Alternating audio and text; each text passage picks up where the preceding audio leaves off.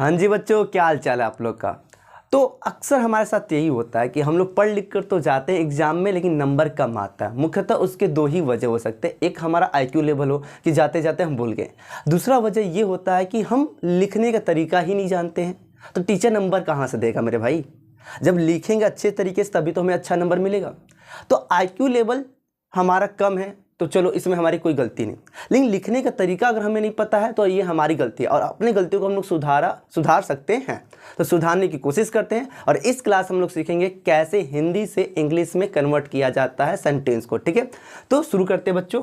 और पहले हम लोग इस सेंटेंस मतलब जो हमारा ये जर्नी है बच्चा कि कैसे हिंदी वाक्यों को इंग्लिश में चेंज किया जाता है, इस जर्नी में पहले हम लोग जो जो इम्पोर्टेंट टर्म होते हैं उनको जानेंगे। फिर उसके बाद हम लोग क्या करेंगे, अपनी जर्नी को शुरू करेंगे। तो अगर हम लोग बात करें हिंदी से इंग्लिश में कन्वर्ट करने के लिए, तो मुख्यतः अगर हम बात करें तो दो तीन जो हैं बच्चा वो बहुत इंपॉर्टेंट होते हैं, जिनमें से हमारा है सब्जेक्ट। आखिर में अगर सब्जेक्ट जानोगे नहीं, ऑब्जेक्ट नहीं जानोगे, वर्ब नहीं जानोगे मेरे भाई, तो कैसे आप कन्वर्ट करोगे किसी भी हिंदी सेंटेंस को इंग्लिश में? तो आपको पहले सब्जेक्ट, ऑब्जेक्ट, वर्ब ये मेन होते हैं और इनको अच्छे तरीके से जान लेंगे, तब उसके बाद हम लोग क्या करेंगे, ट्रांसलेट करना सीखेंगे। ठीक, तो अगर हम बात करें सब्जेक्ट क्या होता है, तो सब्जेक्ट सिंपल सी बात, जो काम कर दे, जो काम करे वही क्या होता है, हमारा सब्जेक्ट होता है। जस्ट टेक एग्जांपल हियर कि अगर हम बात करें सर क्लास में पढ़ा रहे हैं, तो कौन पढ़ा रहा है मेरे भाई? सर पढ़ा रहे हैं। कौन काम कर रहा है? सर काम कर रहे हैं। तो जो काम करे वही हमारा क्या होता है, सब्जेक्ट ना। जो कार्य करे, जो कार्य करे वही हमारा बन जाता है सब्जेक्ट। ठीक है, जैसे अगर एग्जांपल हम यहाँ पर लिया गया बच्चा, देखिए। और ये गलत धारणा होता है कि सेंटेंस का पहला ही शब्द हमारा क्या होता है, सब्जेक्ट होता है। ये जो धारणा है वो बिल्कुल क्या है बच्चा, गलत है। ठीक है, यहाँ पर क्या होगा बच्चा, यहाँ पर जल होगा। ठीक है, अगर इस एग्जांपल दे ना, जल हमें जीवन देता है, तो कौन जीवन देता है? जल। तो जल हमारा क्या हो गया, सब्जेक्ट। जैसे राधा एक पत्र लिखती है, तो राधा क्या होगी बच्चा, सब्जेक्ट होगी।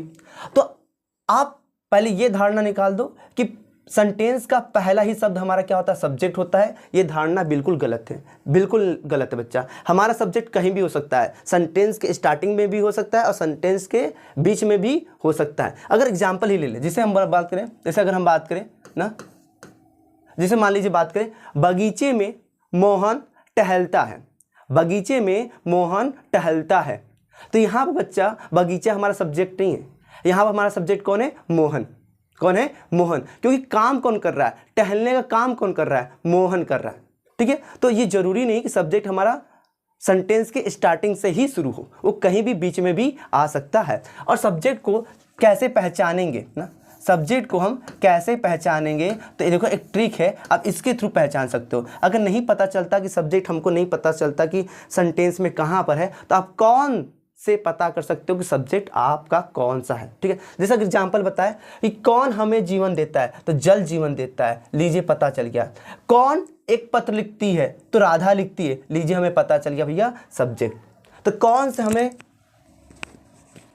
कौन से हमें क्या पता चल जाता है, सब्जेक्ट पता चल जाता है। अब सब्जेक्ट के बाद हम लोग बात करेंगे ऑब्जेक्ट के बारे में। देखो, जो काम करे उसको सब्जेक्ट कहते हैं, और उस काम का जिसके ऊपर प्रभाव पड़े उसको हम लोग क्या कहते हैं बच्चा, ऑब्जेक्ट कहते हैं ना। ना ना क्या बोलेंगे, कार्य का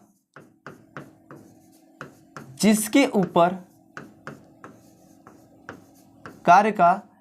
ऊपर क्या पड़े बच्चा, प्रभाव पड़े, इफेक्ट पड़े।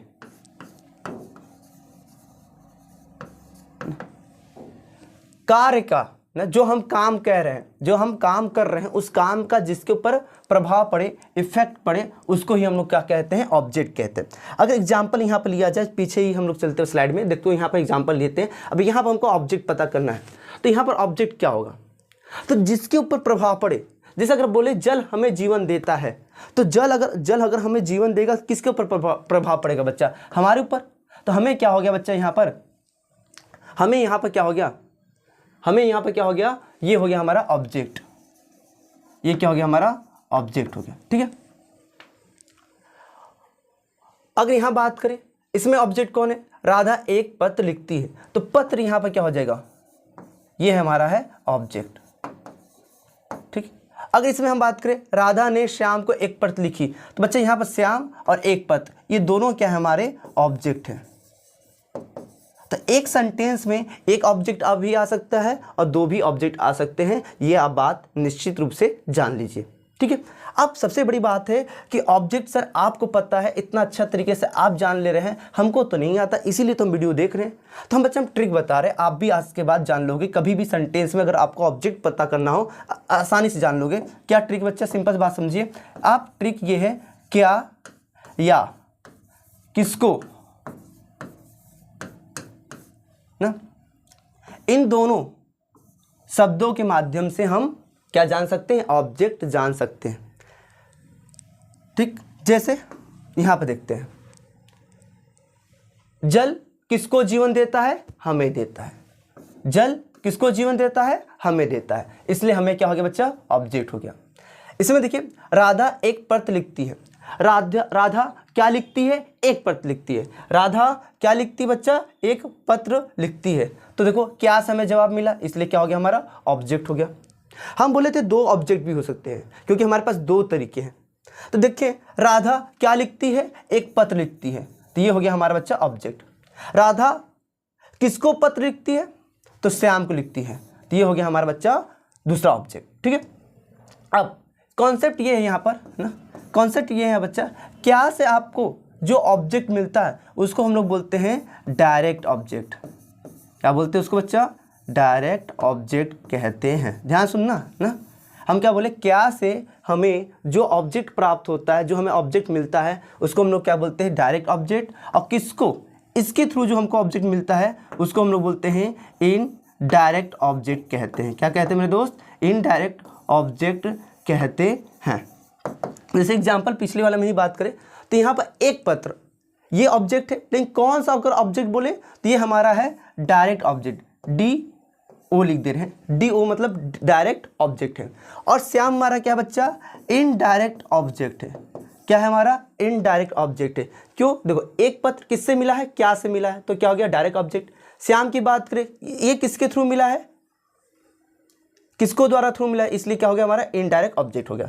ठीक है, बहुत डिटेल में बात कर लिए, सब्जेक्ट क्या होता है, ऑब्जेक्ट क्या होता है। अब हम लोग बात करने जा रहे हैं वर्ब क्या होता है। ठीक है, देखो जो काम करे वो सब्जेक्ट, जिसके उस काम की वजह से जिसके ऊपर प्रभाव पड़े वो हो गया हमारा ऑब्जेक्ट। बिल्कुल सही, बिल्कुल सही।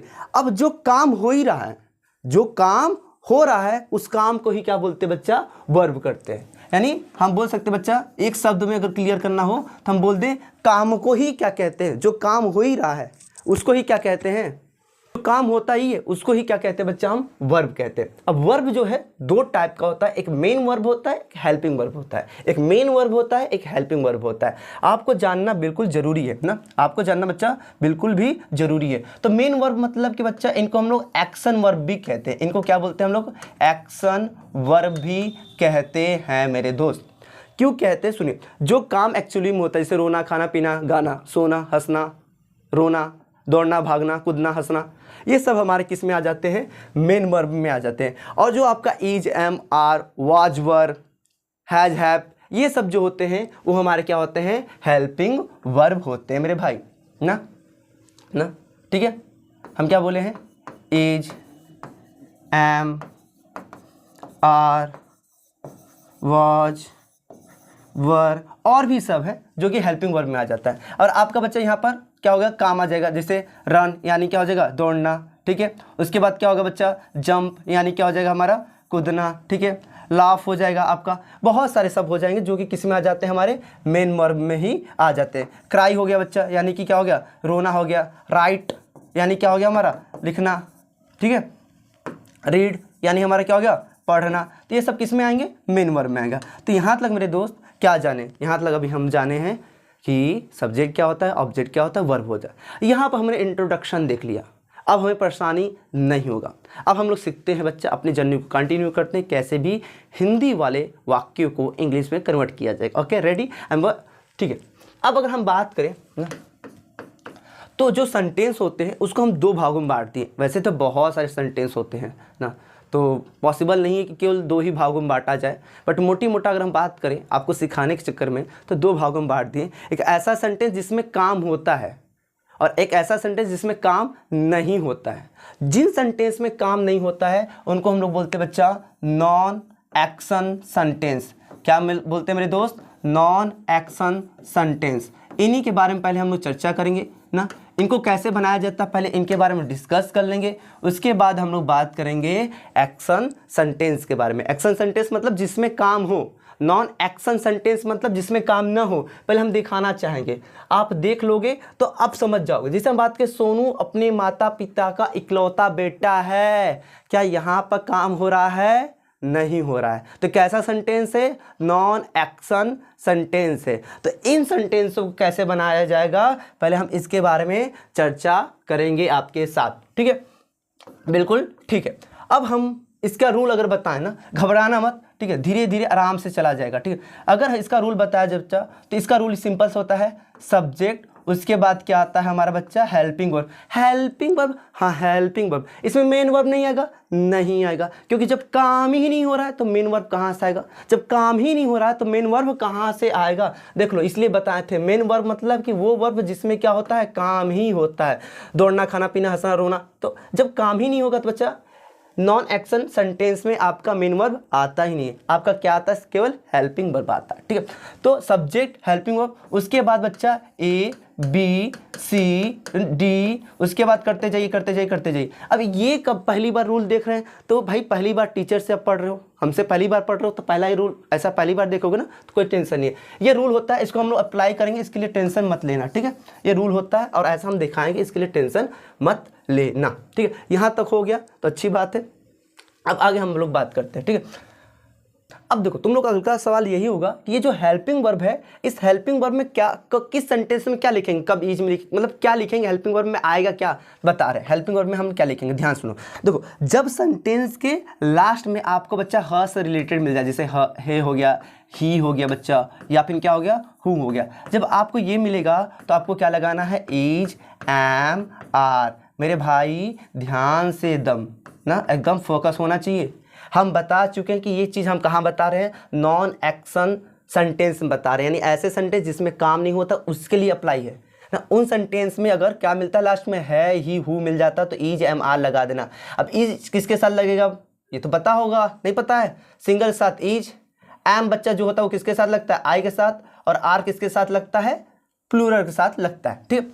अगर आपको क्या मिल जाए? था, थी ना, थू, अगर ये मिल जाता है तो आप क्या लगा दोगे? वॉज और वर लगा दोगे। क्या लगा दोगे बच्चा? वॉज और वर लिख लो। उसी तरह से बच्चा होगा, होगी, अगर ये मिले तो क्या लगा दोगे? विल या फिर शैल का प्रयोग कर लोगे। देख मेरे भाई, बार बार बोल रहे हैं ना, कंफ्यूज मत होना, ये केवल नॉन एक्शन सेंटेंस के लिए ही अप्लाई है, ठीक है। उसके साथ साथ बच्चा ना ध्यान सुनना, नोट पॉइंट अगर यहाँ से करना ना, अगर पहले स्क्रीनशॉट ले लो, इसके बाद इरेज करेंगे हम, नहीं या फिर रुको, शॉर्ट फॉर्म में ही लिख दे रहे हैं, कोई नहीं, थोड़ा छोटा छोटा लिखेंगे। चलिए देख, अगर हम बात करें ना, है, ही और हु, इनके साथ जब अधिकार वाले सेंटेंस मिले, कौन वाला सेंटेंस बच्चा? अधिकार वाले सेंटेंस मिले, तो इनके लिए आप क्या करोगे? हेल्पिंग वर्ब क्या प्रयोग करोगे? हैज या फिर हैव। समझाएंगे, एग्जाम्पल दे दे कर समझाएंगे, परेशान मत हो, पहले तो सुन तो लो। अगर आपको बच्चा क्या मिल जाए? था, थी, ठीक है, प्लस इसके साथ क्या मिल जाए? अधिकार आ जाए, अधिकार वाला सेंटेंस आ जाए ना, तो उस दौरान क्या प्रयोग करोगे आप? हैड का प्रयोग करोगे ना। इतना टोटल रूल बताएं हम। क्या बोले हैं? अगर नॉन एक्शन सेंटेंस में अगर लास्ट के वाक्य के अंत में आपको क्या मिलता है? ही, हु, ये मिलता है तो इज, एम, आर लगा दो। जब इन्हीं के साथ बच्चा एक ऐसा सेंटेंस आ जाए जिसमें आपको क्या देखने को मिलता है? अधिकार देखने को मिल जाए, तो वहाँ पर आप हैज या हैव का रूल लगा देना, ठीक है। चलो इतना देख लिए, बहुत अच्छी बात है। अब हम लोग चलते हैं प्रैक्टिस की ओर। बस आप इतना जान लो कि कहाँ पर कैसे कैसे प्रयोग करते हैं, देख लिए। अब हम लोग बच्चा प्रैक्टिस करते हैं, ठीक है। चलो बच्चों, ठीक है, करते बच्चा। तो यहाँ पे क्या लिखेंगे? आजाद, ठीक है, जी लिख लीजिए भाई, रिस्पेक्ट दे दीजिए, ठीक है, आजाद जी। अब बच्चे यहाँ पर थे, पास्ट की बात कर रहा है, मास्टर क्या बताया था, मास्टर की बात अगर भूलोगे एक बार खुदार तो घबरा जाएगा मैटर, ठीक है। देखो तो था थी आ जाए, उसके लिए वाज वर लगा दो, कब, जब नॉन एक्शन हमारा सेंटेंस हो। तो नॉन एक्शन सेंटेंस मतलब जब काम नहीं हो रहा। क्या यहाँ पर काम हो रहा है बच्चा, व्यक्ति थे, कोई काम तो थोड़ी नहीं कर रहे हैं कि व्यक्ति थे, कोई काम नहीं हो रहा। तो आज़ाद जी यहाँ पर लिखेंगे बच्चा वाज लिखेंगे ना, क्योंकि ये सिंगुलर है तो सिंगुलर वर्ब आएगा उसके लिए। आज़ाद जी वाज हो गया। अब नामकरण, नामकरण कर दो। देखो एक महान व्यक्ति, ये कितने बच्चा, ए में आ जाएंगे ना। पर प्रीपोजिशन आ गया, छोड़ दो। धरती, बी, प्रीपोजिशन आया, छोड़ दो। इस दुनिया, क्या हो गया, नंबर थर्ड, या फिर बोल दो सी। नाउ करते बच्चा, क्या करते हैं, करते हैं और थोड़ा सा नीचे से करेंगे अच्छे से, क्लियर से, ठीक है, ऐसे चलिए। तो क्या बोले थे बच्चा, आजाद जी ना, उसके बाद क्या हो जाएगा, वॉच, एक महान व्यक्ति, यानी अ ग्रेट पर्सन, अ ग्रेट पर्सन। पर के लिए क्या हो जाएगा, ऑन, ये बात तो आपको पता ही अच्छे से। धरती मतलब अर्थ, ये भी बात पता है। की मतलब बच्चा ऑफ, इस दुनिया तो दिस वर्ल्ड, दिस वर्ल्ड। लो ये भी हो गया, Azad ji was a great person on earth of this world, ठीक है। ये भी हमारा बच्चा एकदम क्वालिटी के साथ अच्छे तरीके से खत्म कर रहे हैं बच्चा। बस आप अपना फोकस, ईमानदारी, मेहनत इंक्लूड कर दो, आप अच्छा बन जाओगे, एक ऐसा व्यक्ति जो इंग्लिश बोलने वाला होता है, ठीक है। सोनू अपने माता पिता का इकलौता बेटा है। तो मास्टर जी बताए थे कि, मास्टर जी ये बताए थे कि पहले सब्जेक्ट लिखो, तो पहले सब्जेक्ट लिख लो भाई। पहले यहाँ पे देखो सब्जेक्ट कौन है, तो बताओ कौन सब्जेक्ट है, सोनू है। तो आप क्या लिख लोगे बच्चा, सोनू लिख लोगे। लिख लिए, इतना दिक्कत है, इतना तो हो जाएगा, ठीक है। अब उसके बाद क्या बोल रहा है, हेल्पिंग वर्ब। अब उसके बाद क्या बोल रहा है, हेल्पिंग वर्ब। अब बताओ यहाँ पर हेल्पिंग वर्ब लास्ट में देखो क्या है ना, देखो लास्ट में क्या है ना, तो बच्चा क्या हो जाएगा, ईज हो जाएगा, सिंपल बात। और ईज MR में से कौन सा प्रयोग करो, ईज का प्रयोग करोगे, क्योंकि यहाँ पर सिंगुलर है ना, सोनू ईज होगा। अब बच्चा उसके बाद मास्टर जी बोले थे ABC, तो चलो ABC करते हैं। कैसे करेंगे, पीछे से। कैसे करेंगे मेरे भाई, पीछे से करेंगे। तो देखो, तो इकलौता बेटा, एक मेरा एक हो गया, तो इसको दोगे A, ठीक है। अब जब भी ना दो शब्दों के बाद प्रीपोजिशन आएगा तो उनको छोड़ देना हमको, ठीक है। तो ये हो गया बच्चा, ये प्रीपोजिशन आया, अब इनको छोड़ दो। अब इसके बाद माता पिता, ये हमारा दूसरा हुआ, ठीक है। सो अपने माता पिता, एक ही में है ना, ये हमारा दूसरा सेंटेंस हुआ। तो सोनू इज क्या होगा, इकलौता बेटा, यानी सोनू इज वनली सन। का मतलब बच्चा ऑफ हो गया, का मतलब बच्चा क्या हो गया, ऑफ हो गया। अपने माता पिता का, अब ये लड़का है, लड़का का के लिए क्या प्रयोग करते हैं, ही प्रयोग करते हैं। और ही का जो पॉजेसिव फॉर्म होता है तो वो क्या हो जाता है, हीज हो जाता है। तो क्या हो जाएगा, हीज। अब माता पिता, तो मदर फादर मत लिखना बच्चा, पेरेंट लिख देना, ठीक है। लिख दोगे, पेरेंट लिख दोगे, ठीक है। देखो बन गया इस तरीके से, ठीक है। चलिए अगले क्वेश्चन की तरफ चलते हैं और समझने की कोशिश करते हैं। ताजमहल भारत के उल्लेखनीय ऐतिहासिक भवनों में से एक है। कोई बात नहीं, धीरे धीरे आराम से करेंगे। पहले बताओ इसमें सब्जेक्ट कौन है, तो सब्जेक्ट यहाँ पर क्या हमारा, ताजमहल। क्या हमारा सब्जेक्ट है, ताजमहल। उसके बाद मास्टर जी क्या बोले थे, उसके बाद मास्टर जी क्या बोले थे, सब्जेक्ट के बाद तुरंत हेल्पिंग वर्ब लाना है। सब्जेक्ट के बाद तुरंत किसको लाना है, हेल्पिंग वर्ब लाना है, ठीक है। तो यहाँ पर लिखो है ना, क्या बच्चा, है, ठीक है। तो है तो क्या हो जाएगा, उसके लिए हम क्या लगे, ईज का प्रयोग कर लेंगे, क्योंकि ताजमहल एक ही है ना मेरे दोस्त, 36 तो है नहीं, तो एक ही है तो सिंगुलर हुआ, तो ईज लगा दिए, ठीक है। तो ताजमहल ईज हो गया। उसके बाद पीछे से सर, पीछे से देखो, एक हम ए देंगे, प्रीपोजिशन है, छोड़ दो ना। उसके बाद बच्चा ना देखो, उल्लेखनीय ऐतिहासिक भवनों, ये पूरा का पूरा किस में आ जाएगा, हमारे ये बी में आ जाएगा, ठीक है। फिर प्रीपोजिशन आया, छोड़ दो। फिर भारत, ये हमारा क्या हो जाएगा, सी होगा। प्रीपोजिशन को आपको काउंट नहीं करना, सिर्फ आपको प्रीपोजिशन के अलावा जितने भी शब्द दिए होंगे उनको काउंट करना है। और अगर 2-3 शब्द एक ही ग्रुप में होंगे, एक ही साथ होंगे, तो उनको एक ही नंबर देना, ठीक है। जैसे हम बात करें उल्लेखनीय ऐतिहासिक भवनों, बच्चा आपको पढ़ते नहीं लग रहा कि एक ही ग्रुप में है, हाँ है, तो इनको हम बी दिए, तीनों को हम ग्रुप में मिलाकर क्या दे दिए, बी दिए। चलिए देखिए, ताजमहल इज, अब बच्चा एक तो लिख दी 1 में, इसको कैसे लिखेंगे, ऑफ लिख देंगे बच्चा ना। Taj Mahal is one of the sir the का क्यों प्रयोग कर रहे हो भैया? उल्लेखनीय ऐतिहासिक ताजमहल भवन के बारे में बात कर रहे हैं ना, समझिए मेरी बात को। तो उल्लेखनीय को हम लोग बोलते हैं बच्चा रिमार्केबल की एबल। एक मिनट,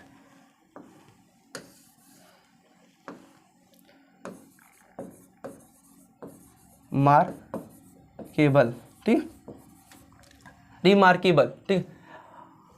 ऐतिहासिक के लिए क्या हो जाएगा? Historical, historical. भवन मतलब बच्चा बिल्डिंग।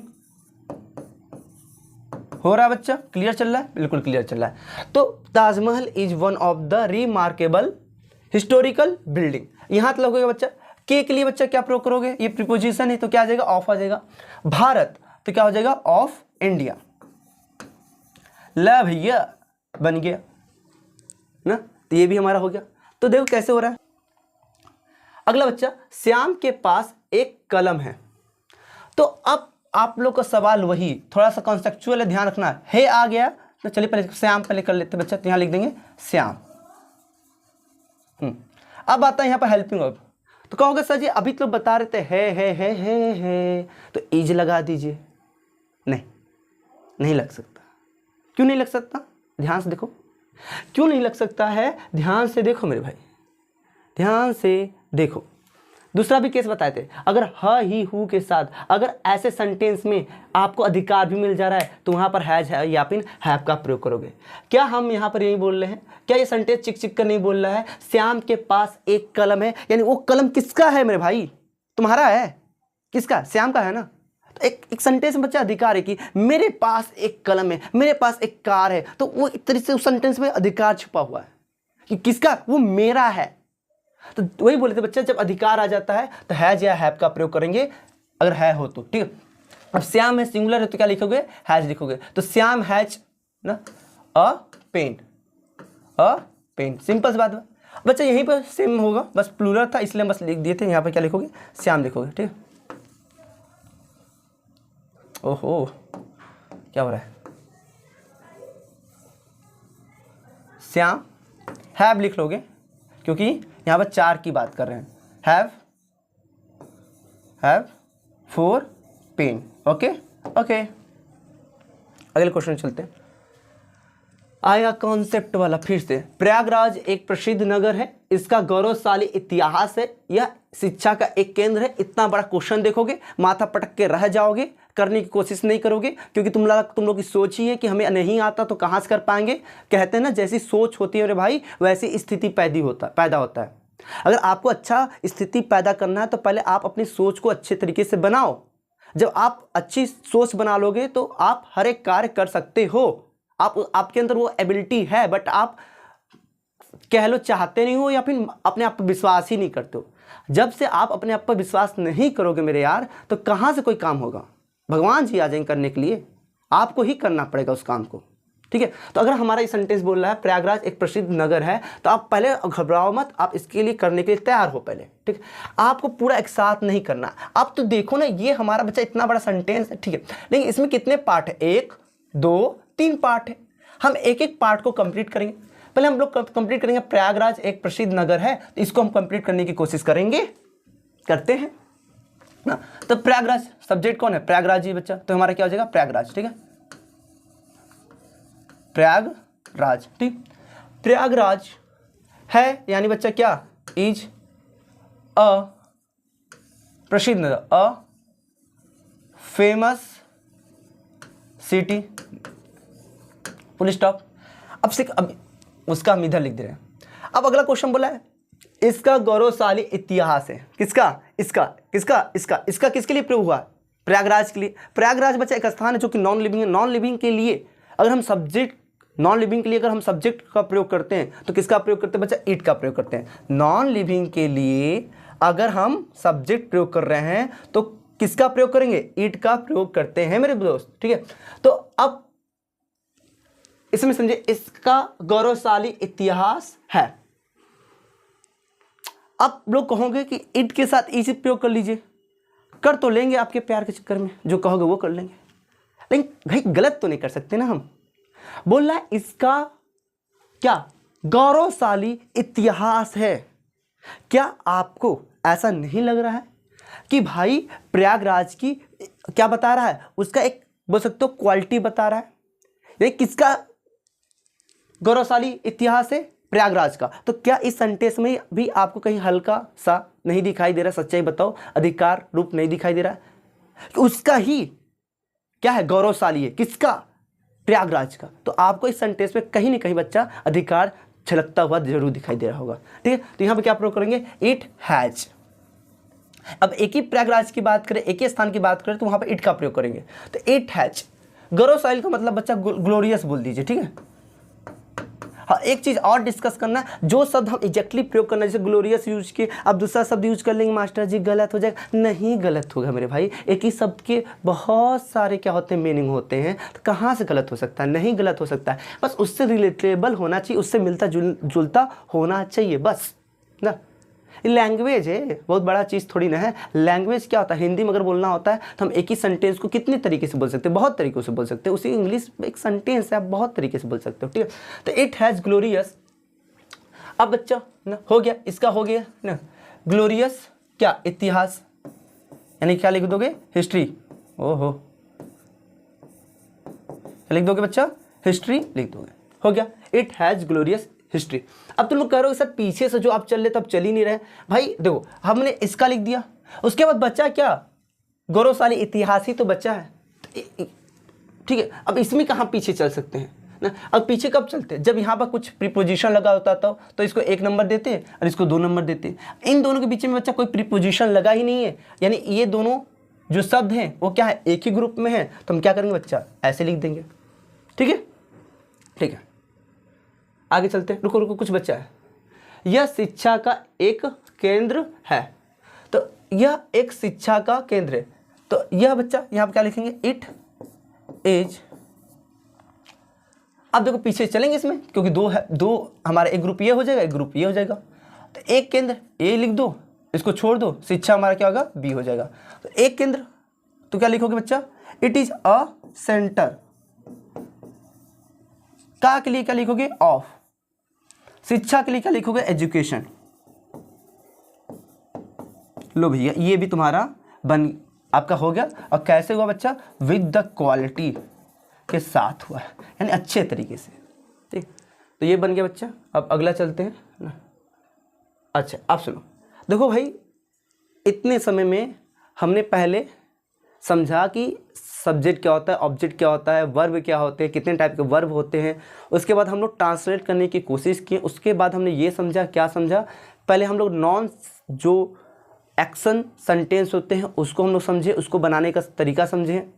इतना समझने के बाद अगर मुझे नहीं पता कि पढ़ाते पढ़ाते कितना समय हुआ, अगर वीडियो लॉन्ग हो गया होगा तो सेकेंड पार्ट में इसके बाद इसका सेकेंड पार्ट आएगा, उसको देख लेना। अगर वीडियो ज़्यादा लॉन्ग नहीं होगा मेरे भाई तो इसके आगे कंटिन्यू करते हैं। देखो नॉन एक्शन जितने सेंटेंस है खत्म हो गए, यानी ऐसे सेंटेंस जिसमें काम नहीं होता है उसको हम लोग अच्छे तरीके से पढ़ लिए।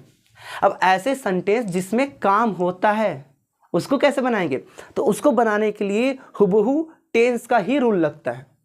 तो ऐसे सेंटेंस जिनमें कार्य होता है ना, example, take example, take example, example example example example ना, एग्जाम्पल ले लो कोई एग्जाम्पल, जैसे दिल्ली गया, काम हो रहा है मास्टर।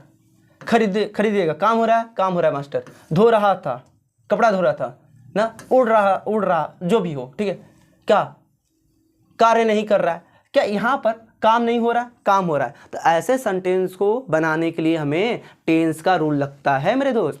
तो अब हमें टेंस सीखना पड़ेगा ना, अब हमें टेंस सीखना पड़ेगा और ज़्यादा समय नहीं लेंगे। देखो बहुत अच्छे तरीके से टेंस भी हम आपको बता देंगे। तो अब हम लोग पढ़ेंगे टेंस, यानी हाँ, और कहते हैं ना अपने उद्देश्य को प्राप्त करने के लिए आपको जिन जिन चीज़ों की आवश्यकता पड़ता है उसको आप क्या कीजिए बच्चा, प्राप्त कीजिए। अगर हमें यहाँ पर सीखने के लिए टेंस की ज़रूरत पड़ेगी तो हम टेंस भी पढ़ेंगे ना, उसके पीछे हटेंगे नहीं।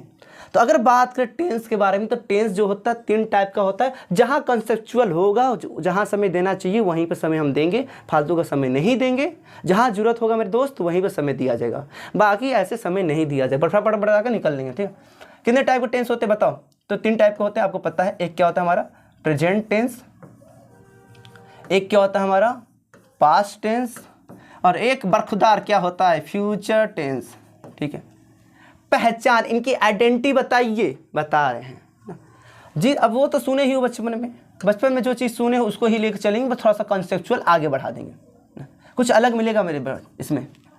पहचान क्या, वही बात है बच्चा, क्या कि अगर हमें सेंटेंस क्या मिल जाए, है, ही, हु, ऐसे सेंटेंस मिल जाए, प्रेजेंट ना, वही बात बच्चा, था, थी, ये मिल जाए तो क्या हो जाएगा, पास्ट। होगा, होगी, अगर ये मिल जाए तो क्या हो जाएगा, फ्यूचर ना। होगा, होगी से रिलेटेड मिल जाए तो क्या हो जाएगा, फ्यूचर। ठीक है, यहाँ समय नहीं देंगे, ये तो पता होगा आपको। ठीक है, अब अगर हम, अब यहाँ से कॉन्सेप्ट आपका भैया शुरू, ध्यान देना। ठीक, अब हम बात करें बच्चा, ध्यान दो, टेंस कितने टाइप के हैं, 3 टाइप, प्रेजेंट, पास्ट, फ्यूचर। ठीक, पहचान भी बता दिया गया, हाँ पहचान भी बता दिया गया। ठीक है, सब ठीक है, बल्ले बल्ले बल्ले बल्ले। अब हम लोग बात करेंगे प्रेजेंट, पास्ट, फ्यूचर टेंस के बारे में। देख मेरे भाई, प्रेजेंट टेंस की बात करें, पास्ट टेंस की बात करें, फ्यूचर टेंस की बात करें, इन तीनों के जो टाइप होते हैं इनके अंतर्गत, वो 4 टाइप होते हैं। ठीक, बता रहे। तो अगर प्रेजेंट टेंस की बात करें, पास्ट टेंस की बात करें, फ्यूचर टेंस की बात करें, इन तीनों के 4 टाइप होते हैं ना।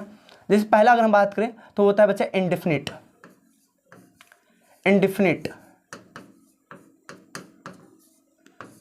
कॉन्टिन्यूअस, परफेक्ट और पीसी। पीसी मतलब परफेक्ट कॉन्टिन्यूस, पीसी मतलब बच्चा परफेक्ट कॉन्टिन्यूस। तो प्रेजेंट टेंस के भी प्रेजेंट टेंस में अगर बात करें तो 4 टाइप होता है ना, indefinite, continuous, perfect, perfect. Past की बात करें, इसके भी 4 टाइप होते हैं, indefinite, continuous, perfect, perfect continuous. Future की बात करें तो फ्यूचर के भी 4 टाइप होते हैं बच्चा, indefinite, continuous, perfect, perfect continuous. तो तीनों के क्या होते हैं, सेम टाइप होते हैं। ठीक है, तो इतना हो गया बच्चा, इतना हो गया। और हाँ, टेंस से हमें क्या प्राप्त होता है, तो टेंस के थ्रू हमें बच्चा काम की स्थिति पता चलता है ना, कि काम कितना हुआ है और कब हुआ, किस समय हुआ, ये भी पता चल जाता है। ये टेंस पढ़कर हमको बच्चा फायदा होता है। ठीक है, तो हमने ये भी जान लिया क्यों पढ़ते टेंस। ठीक है, अब बात करें ना, क्या हम जाने दो, समझते रहो बच्चा। टेंस 3 टाइप हो गया, हो गया। हर एक टाइप के 4 टाइप होते हैं, हो गया, हो गया। अब सभी चारों टाइप के भी, अब आगे बच्चा कितने टाइप होते हैं, 4 टाइप होते हैं। यानी इंडेफिनिट के भी 4 टाइप होंगे, कंटिन्यूअस के भी 4 टाइप होंगे, परफेक्ट के भी 4 टाइप होंगे, और परफेक्ट का गलत हो गया भाई, थोड़ा सा गलत हुआ इनमें, ये है ना, हाँ ठीक, अब सही ना, इन्फिनिट, कंटिन्यूअस, परफेक्ट, परफेक्ट। ठीक, इन चारों के भी कितने टाइप होते हैं बच्चा, 4 टाइप होते हैं। चलिए देखते हैं कैसे, देखिए। तो अगर बात करें हम लोग, पहला बोलते हैं बच्चा अफर्मेटिव, अफर्मेटिव ना। फिर क्या आ जाएगा हमारा बच्चा, निगेटिव, निगेटिव। ठीक है, और तीसरा हमारा क्या है बच्चा, तो इंटरगेटिव, इंट्रोगेटिव। और यहाँ पर आ जाता है हमारा 4th क्या, double interrogative. Okay, got it, okay right. चलिए देखो, हमने बोला कि इंडेफिनिट के 4 टाइप कौन, affirmative, negative, interrogative, double interrogative. Continuous के 4 टाइप कौन, affirmative, negative, interrogative, double interrogative. Perfect के कितने टाइप, सेम टाइप होते हैं। परफेक्ट कंटिन्यूअस के भाई कितने टाइप, 4 टाइप जो कि सेम ही है, interrogative, affirmative, interrogative, double interrogative, same है मेरे भाई। ठीक, अब सबसे बड़ी बात है पहचान, कि अब हम लोग कैसे पहचान करें। देखो, अब हम लोग बात कर लेते हैं इंडेफिनिट की, बात कर लेते हैं कि हम इंडेफिनिट सेंटेंस को कैसे पहचानेंगे, परफेक्ट सेंटेंस को कैसे पहचानेंगे, और कॉन्टिन्यूस सेंटेंस को कैसे पहचानेंगे। तो इंडेफिनिट का अगर हम बात करें बच्चा, तो जिस वाक्य में आपको क्या मिल जाए, ता, ती, ते मिल जाए, वो इंडेफिनिट होते हैं। और बच्चा रहा, रही, रहे, ये सब्जेक्ट में ये चीज़ मिल जाए तो कॉन्टिन्यूस होता है। उसी के साथ बच्चा चुका, चुकी, ये मिल जाए तो क्या होते हैं हमारे, परफेक्ट होते हैं। उसके साथ बच्चा जब क्या हो जाए, रहा, रही ना, रहे प्लस क्या मिल जाए, समय। कहाँ ये मिलेगा, सेंटेंस के लास्ट में मिलेंगे ना। अगर सेंटेंस के लास्ट में आपको ता, ती, ते, रहा, रही, रहे, चुका, चुके, चुके, और रहा, रही, रहे, रहे, ये सब मिल जाते हैं बच्चा। तो इनके बेसिस पर हम लोग सेंटेंस को पहचान सकते हैं। अगर लास्ट के वाक्य के अंत में आपको ता, ती अगर आ जाता है, समझना इंडेफिनिट होगा। रहा, रही आ जाएगा, समझना कंटिन्यूअस होगा। लास्ट के वाक्य के अंत में चुका है, चुका भी नहीं, सिर्फ चुका, चुकी बात करें, परफेक्ट हो जाएगा। और रहा, रही, उसके साथ समय के बारे में बात किया जाएगा तो समझना वो कौन सेंटेंस है, परफेक्ट कंटिन्यूअस सेंटेंस है। देखो यहाँ पर अभी हम किसके बारे में बात किए हैं, ना, समझना जरूरी है कि हम क्या क्या पढ़ रहे हैं। हम टेंस के बारे में बात किए, टेंस के टाइप्स के बारे में बात किए, अब इनकी जो पहचान होती है, इनके जो आइडेंटिटी होती है, ये बात की है। उसके बाद यहाँ पर बात की है प्रेजेंट, पास्ट टेंस और फ्यूचर, इनके भी क्या होते हैं आगे चल के बच्चा 4 टाइप होते हैं ना। प्रेजेंट के भी सेम टाइप होंगे, पास्ट के भी सेम टाइम होते हैं और फ्यूचर के भी सेम टाइम होते हैं। अब यहाँ पर आइडेंटिटी बताएं कि मतलब कैसे इंडिफरेंट सेंटेंस पहचाना जा सकता है, कॉन्टिन्यूस सेंटेंस कैसे पहचाना जा सकता है, परफेक्ट सेंटेंस कैसे पहचाना जाता है, परफेक्ट कॉन्टिन्यूस सेंटेंस को कैसे पहचाना जा सकता है, ये हम बात किए। ठीक है, ठीक है। अब कैसे पहचानेंगे कि वो प्रेजेंट इंडेफिनिट सेंटेंस है या पास्ट इंडेफिनिट सेंटेंस है या भी हमारा फ्यूचर इंडेफिनिट सेंटेंस है? सिंपल है मेरे भाई। अगर प्रेजेंट है तो क्या होगा? हा, ही, हु होगा। अगर इन्फिनिट है तो ता, ती, ते होंगे। तो पास्ट इंडेफिनिट का अगर मुझे पहचान पता करना है तो पास्ट इंडेफिनिट का पहचान क्या हो जाएगा बच्चा? जिस वाक्य के अंत में क्या आ जाएगा? ता है, ती है, ते हैं। क्लियर है मेरे भाई? क्लियर है। अगर उसी तरीके से अगर मुझे पास्ट इंडेफिनिट की पहचान चाहिए ना, कि हम कैसे पहचानेंगे कि पास्ट इंडेफिनिट है, तो जिस वाक्य के अंत में ता, था, ती, थे, ते, थे आ जाएगा तो वो क्या हो जाएगा? हमारा पास्ट इंडेफिनिट हो जाएगा। अगर मुझे फ्यूचर इंडेफिनिट पता करना है, अगर मुझे फ्यूचर इंडेफिनिट पता करना है तो बताओ फ्यूचर की क्या पहचान थी? फ्यूचर की पहचान होता है होगा, होगी। और इंडेफिनिट की पहचान क्या बच्चा? ता, ती होता है, यानी जाता होगा ना। तो इसमें क्या हो जाएगा बच्चा? आपको क्या मिलेगा? जैसे कि मिलेगा लास्ट में अगर मान लीजिए जाता होगा, जाती होगी, अगर ये सेंटेंस मिलेगा लास्ट के अंत में तो समझना कि वो फ्यूचर इंडेफिनिट है। उसी तरह सबको पहचान लोगे। जैसे अगर हम बात करें ना, रहा है, रही है, रहे हैं, तो क्या हो जाएगा? प्रेजेंट हो जाएगा। ठीक है। उसी तरह से बात बोलते हैं रहा था, रही थी, रहे थे, तो हमारा क्या हो जाएगा? पास्ट कंटिन्यूस हो जाएगा। रहा होगी, रहा हो गए ना, ये हो जाएगा तो हमारा फ्यूचर कंटिन्यूस हो जाएगा। अब इसकी पहचान की बात करें बच्चा मेरे दोस्त, तो अगर परफेक्ट प्रेजेंट परफेक्ट की पहचान क्या है ना, प्रेजेंट परफेक्ट की पहचान क्या है, हम कैसे पहचानेंगे किसी सेंटेंस को कि वो प्रेजेंट परफेक्ट सेंटेंस है मेरे दोस्त? तो आप कैसे पहचानोगे? परफेक्ट की आइडेंटिटी क्या था बच्चा? है। और परफेक्ट की आइडेंटिटी क्या है? चुका, चुकी। इन दोनों को क्या कर दो? आपस में मिलन करवा दो, मिला दो, आपको पहचान मिल जाएगा। यानी कहने का मतलब यह है कि जिस वाक्य के अंत में चुका है, चुकी है, चुके हैं, वो हो जाएगा तो वो हमारा क्या हो जाएगा? प्रेजेंट परफेक्ट हो जाएगा। जिस वाक्य के अंत में आपको क्या मिल जाएगा? चुका था, चुकी थी, चुके थे, वो मिल जाएगा तो उस तरीके वो हमारा क्या हो जाएगा? पास्ट परफेक्ट हो जाएगा। जिस वाक्य के अंत में बच्चा चुका होगा, चुकी होंगे, चुके होंगे, वो क्या होगा? हमारा फ्यूचर परफेक्ट होगा। अब बात करते हैं परफेक्ट कंटिन्यूअस की क्या पहचान बच्चा? तो अब जिस वाक्य के अंत में रहा है, रही है, रहे हैं, उसके साथ कहीं ना कहीं समय के बारे में भी बात हो। फटाफट एग्जाम्पल लेते हैं आपको समझाने के लिए, फटाफट एग्जाम्पल लेते हैं आपको समझाने के लिए। ठीक है, देखिए देखिए यहां पर देखो बच्चा, रहे, रह रहे हैं, रह रहे हैं, लास्ट में रहे हैं प्लस समय के बारे में बात कर दिया है, रहे हैं प्लस समय के बारे में बात कर दिया है, तो क्या हो गया? हमारा हो गया बच्चा कौन सा सेंटेंस? हमारा सेंटेंस हो गया ये प्रेजेंट परफेक्ट कंटिन्यूअस सेंटेंस हो गया। ठीक है, तो इस तरीके से पहचान लेंगे हम लोग बच्चा। आई होप समझ में आया होगा। चलिए अब आगे चलते हैं। अब आगे बच्चा कि इंडेफिनिट, देखो हाँ, इसके भी 4 टाइप होते हैं। अफर्मेटिव सेंटेंस को क्या बोलते हैं बच्चा? तो ऐसे सेंटेंस ना जो क्या होते हैं? सिंपल होते हैं, उसमें कहीं भी निगेटिव या फिर बोल सकते हो कि कोई भी निगेटिव वर्ड नहीं आए, कोई भी इंटरगेटिव वर्ड नहीं आए, जैसे क्या, क्यों, कैसे या फिर नहीं, ऐसे बच्चा बोल सकते हो शब्द नहीं आते हैं, तो उनको क्या बोलते हैं? अफर्मेटिव सेंटेंस बोलते हैं। निगेटिव सेंटेंस वो होते हैं जिनमें केवल क्या जाए? नहीं शब्द आ जाए। इंटरगेटिव सेंटेंस कौन सा होता है? ऐसे सेंटेंस जिसमें हमको क्या देखने को मिल जाए? प्रश्न वाले शब्द मिल जाए ना, जैसे क्या, क्यों, किधर। डबल इंटरगेटिव और इंटरगेटिव में थोड़ा सा आप डिफरेंस जान लो ना, ध्यान सुनो। अगर जो देखो इसमें भी क्या आता है? प्रश्न वाले शब्द आते हैं, और इसमें भी क्या आता है? प्रश्न वाले शब्द आते हैं। फर्क क्या है? फर्क ये है कि बच्चा ये इसमें जो होता है, किसमें? इंटरगेटिव सेंटेंस में अगर हम बात करें तो इनमें जो हमारा प्रश्न वाले शब्द आते हैं वो सेंटेंस के स्टार्टिंग के साथ आते हैं। जैसे हम बात करें क्या मोहन खाना खा लिया है, तो ये हमारा हो गया interrogative sentence. Double interrogative sentence की बात करें तो अगर हम इस तरीके से बोले मोहन क्या खाना खा लिया है, देख लो क्या देख लो, इसमें जो प्रश्न वाला शब्द आया है कहाँ है, सेंटेंस के बीच में। यदि सेंटेंस के बीच में प्रश्न आ जाता है तो उसको हम लोग बोलते हैं डबल इंटरगेटिव। अगर सेंटेंस की स्टार्टिंग में प्रश्न वाले शब्द आ जाते हैं तो इनको क्या बोलते हैं बच्चा, इनको हम लोग बोलते हैं इंटरगेटिव। सेंटेंस के साथ शुरू हो रहा है मेरा प्रश्न तो इंटरगेटिव, सेंटेंस के बीच में कोई प्रश्न वाला शब्द आ रहा है तो उसको क्या बोलेंगे, डबल इंटरगेटिव।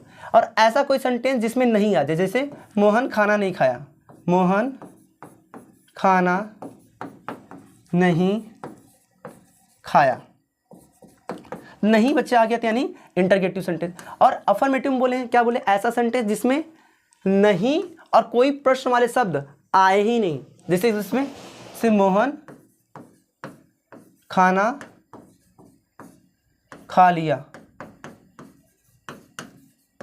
ठीक है। तो इसमें देखो ये हमारा कौन सेंटेंस हो गया, अफर्मेटिव सेंटेंस हो गया, क्योंकि इसमें कोई भी आपका निगेटिव वर्ड और इंटरगेटिव वर्ड नहीं आए, ठीक है।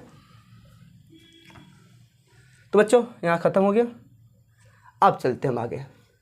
अब हम लोग बात करेंगे रूल क्या होगा ना। तो क्या हमें रूल सब याद करना पड़ेगा, जैसे बचपन हमको सिखाया जाता था प्रेजेंट इंडेफिनिट अफर्मेटिव का ये रूल होता वो रूल होता, नहीं, आपको बिल्कुल भी रूल याद करने की ज़रूरत नहीं है। हम सिर्फ 4 ही रूल बताएंगे, ठीक है। चलिए देखते हैं। हम बात करना चाहेंगे जो सेंटेंस होते हैं, कितने टाइप के होते हैं बच्चा, अभी बात की हैं 4 टाइप का, अफर्मेटिव, और क्या हो गया हमारा नेगेटिव, और क्या बोले हैं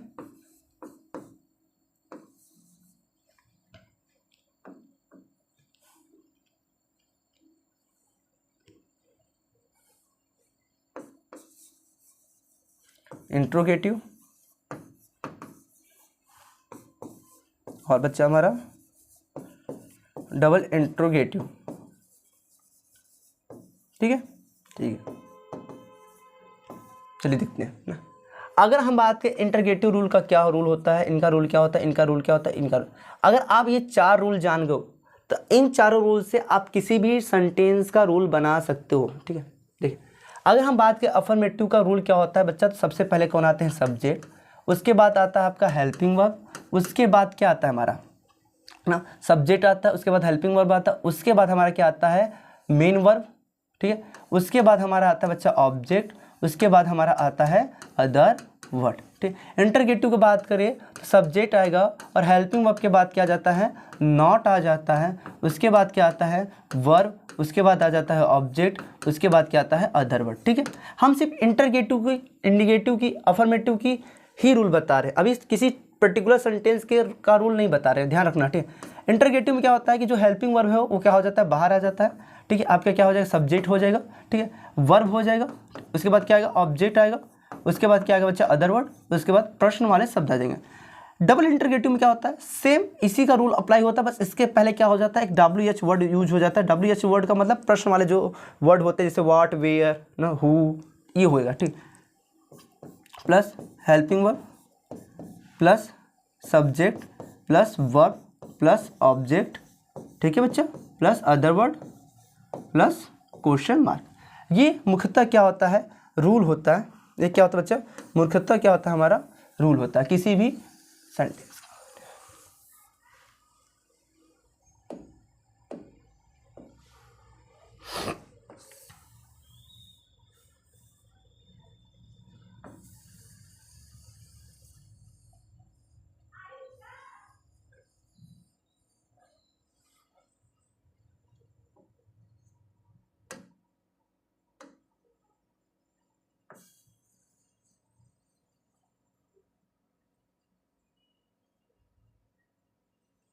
चलिए बच्चे, ठीक, ये हो गया यहाँ तक।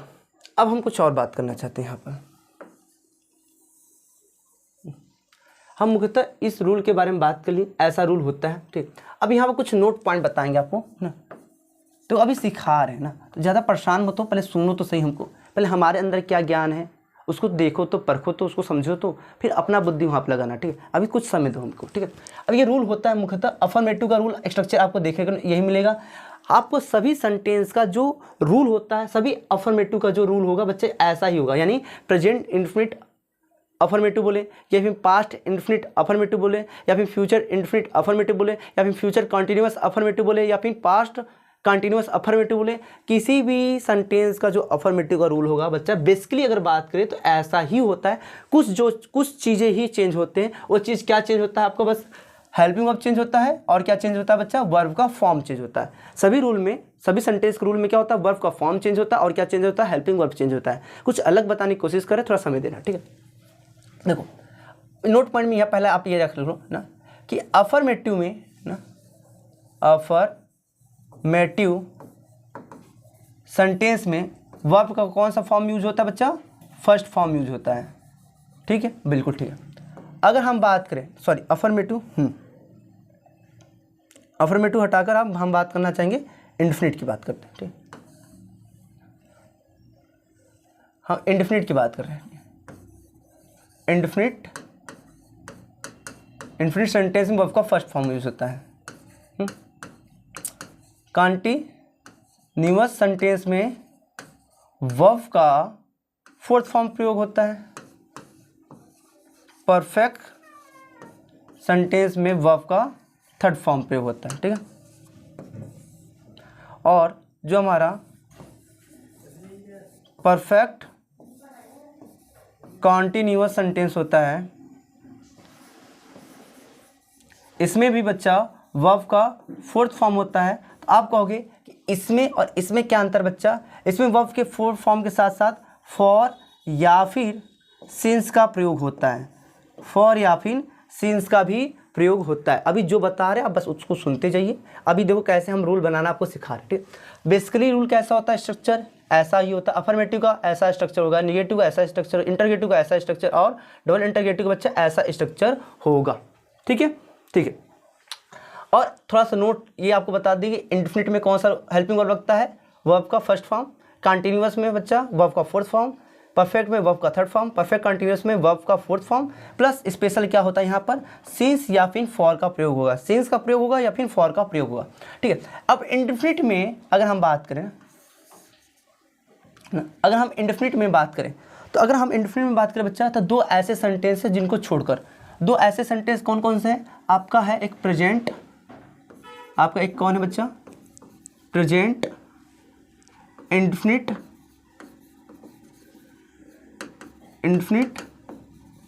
Affirmative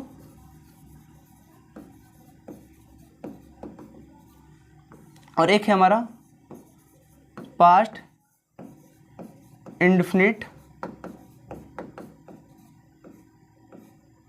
affirmative.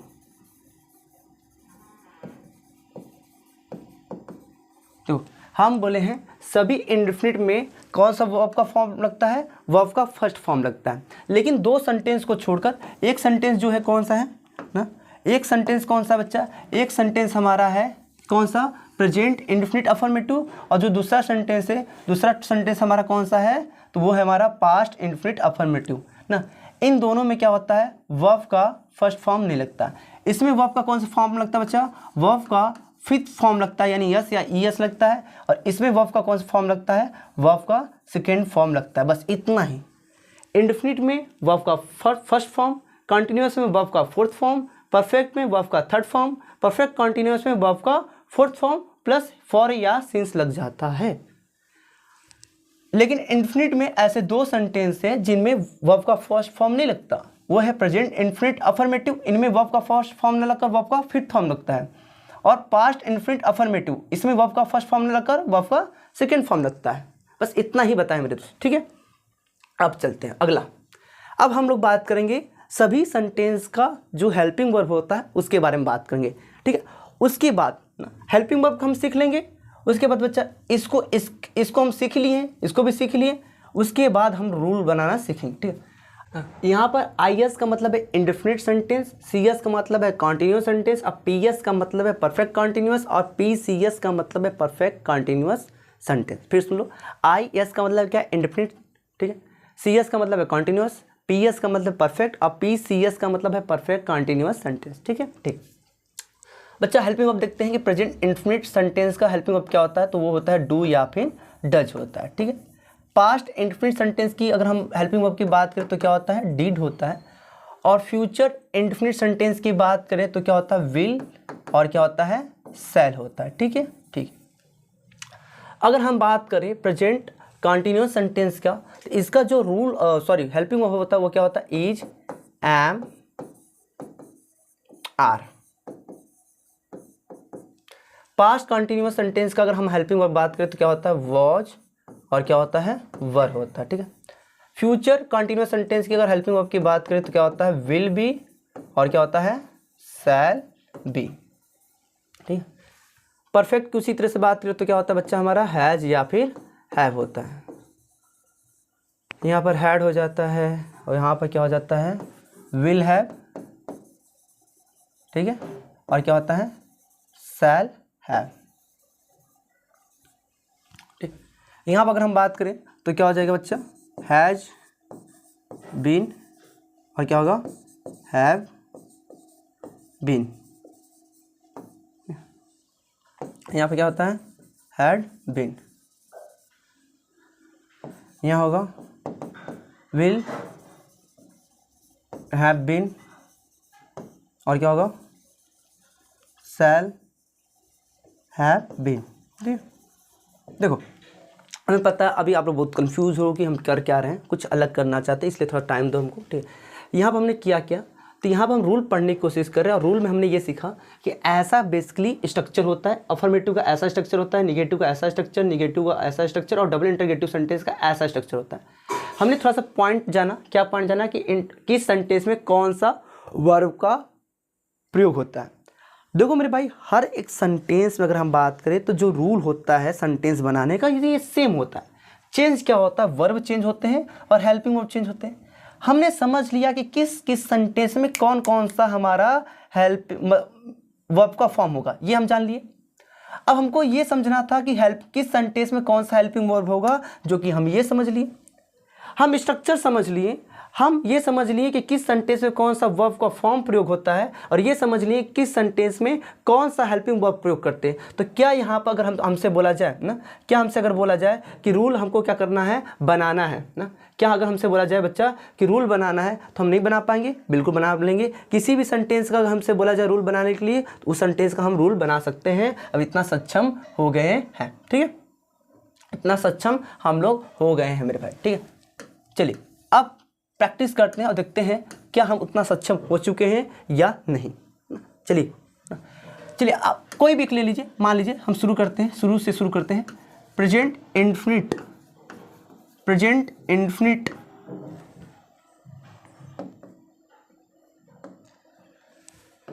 प्रेजेंट इंडेफिनिट हम अफर्मेटिव सेंटेंस की बात करेंगे,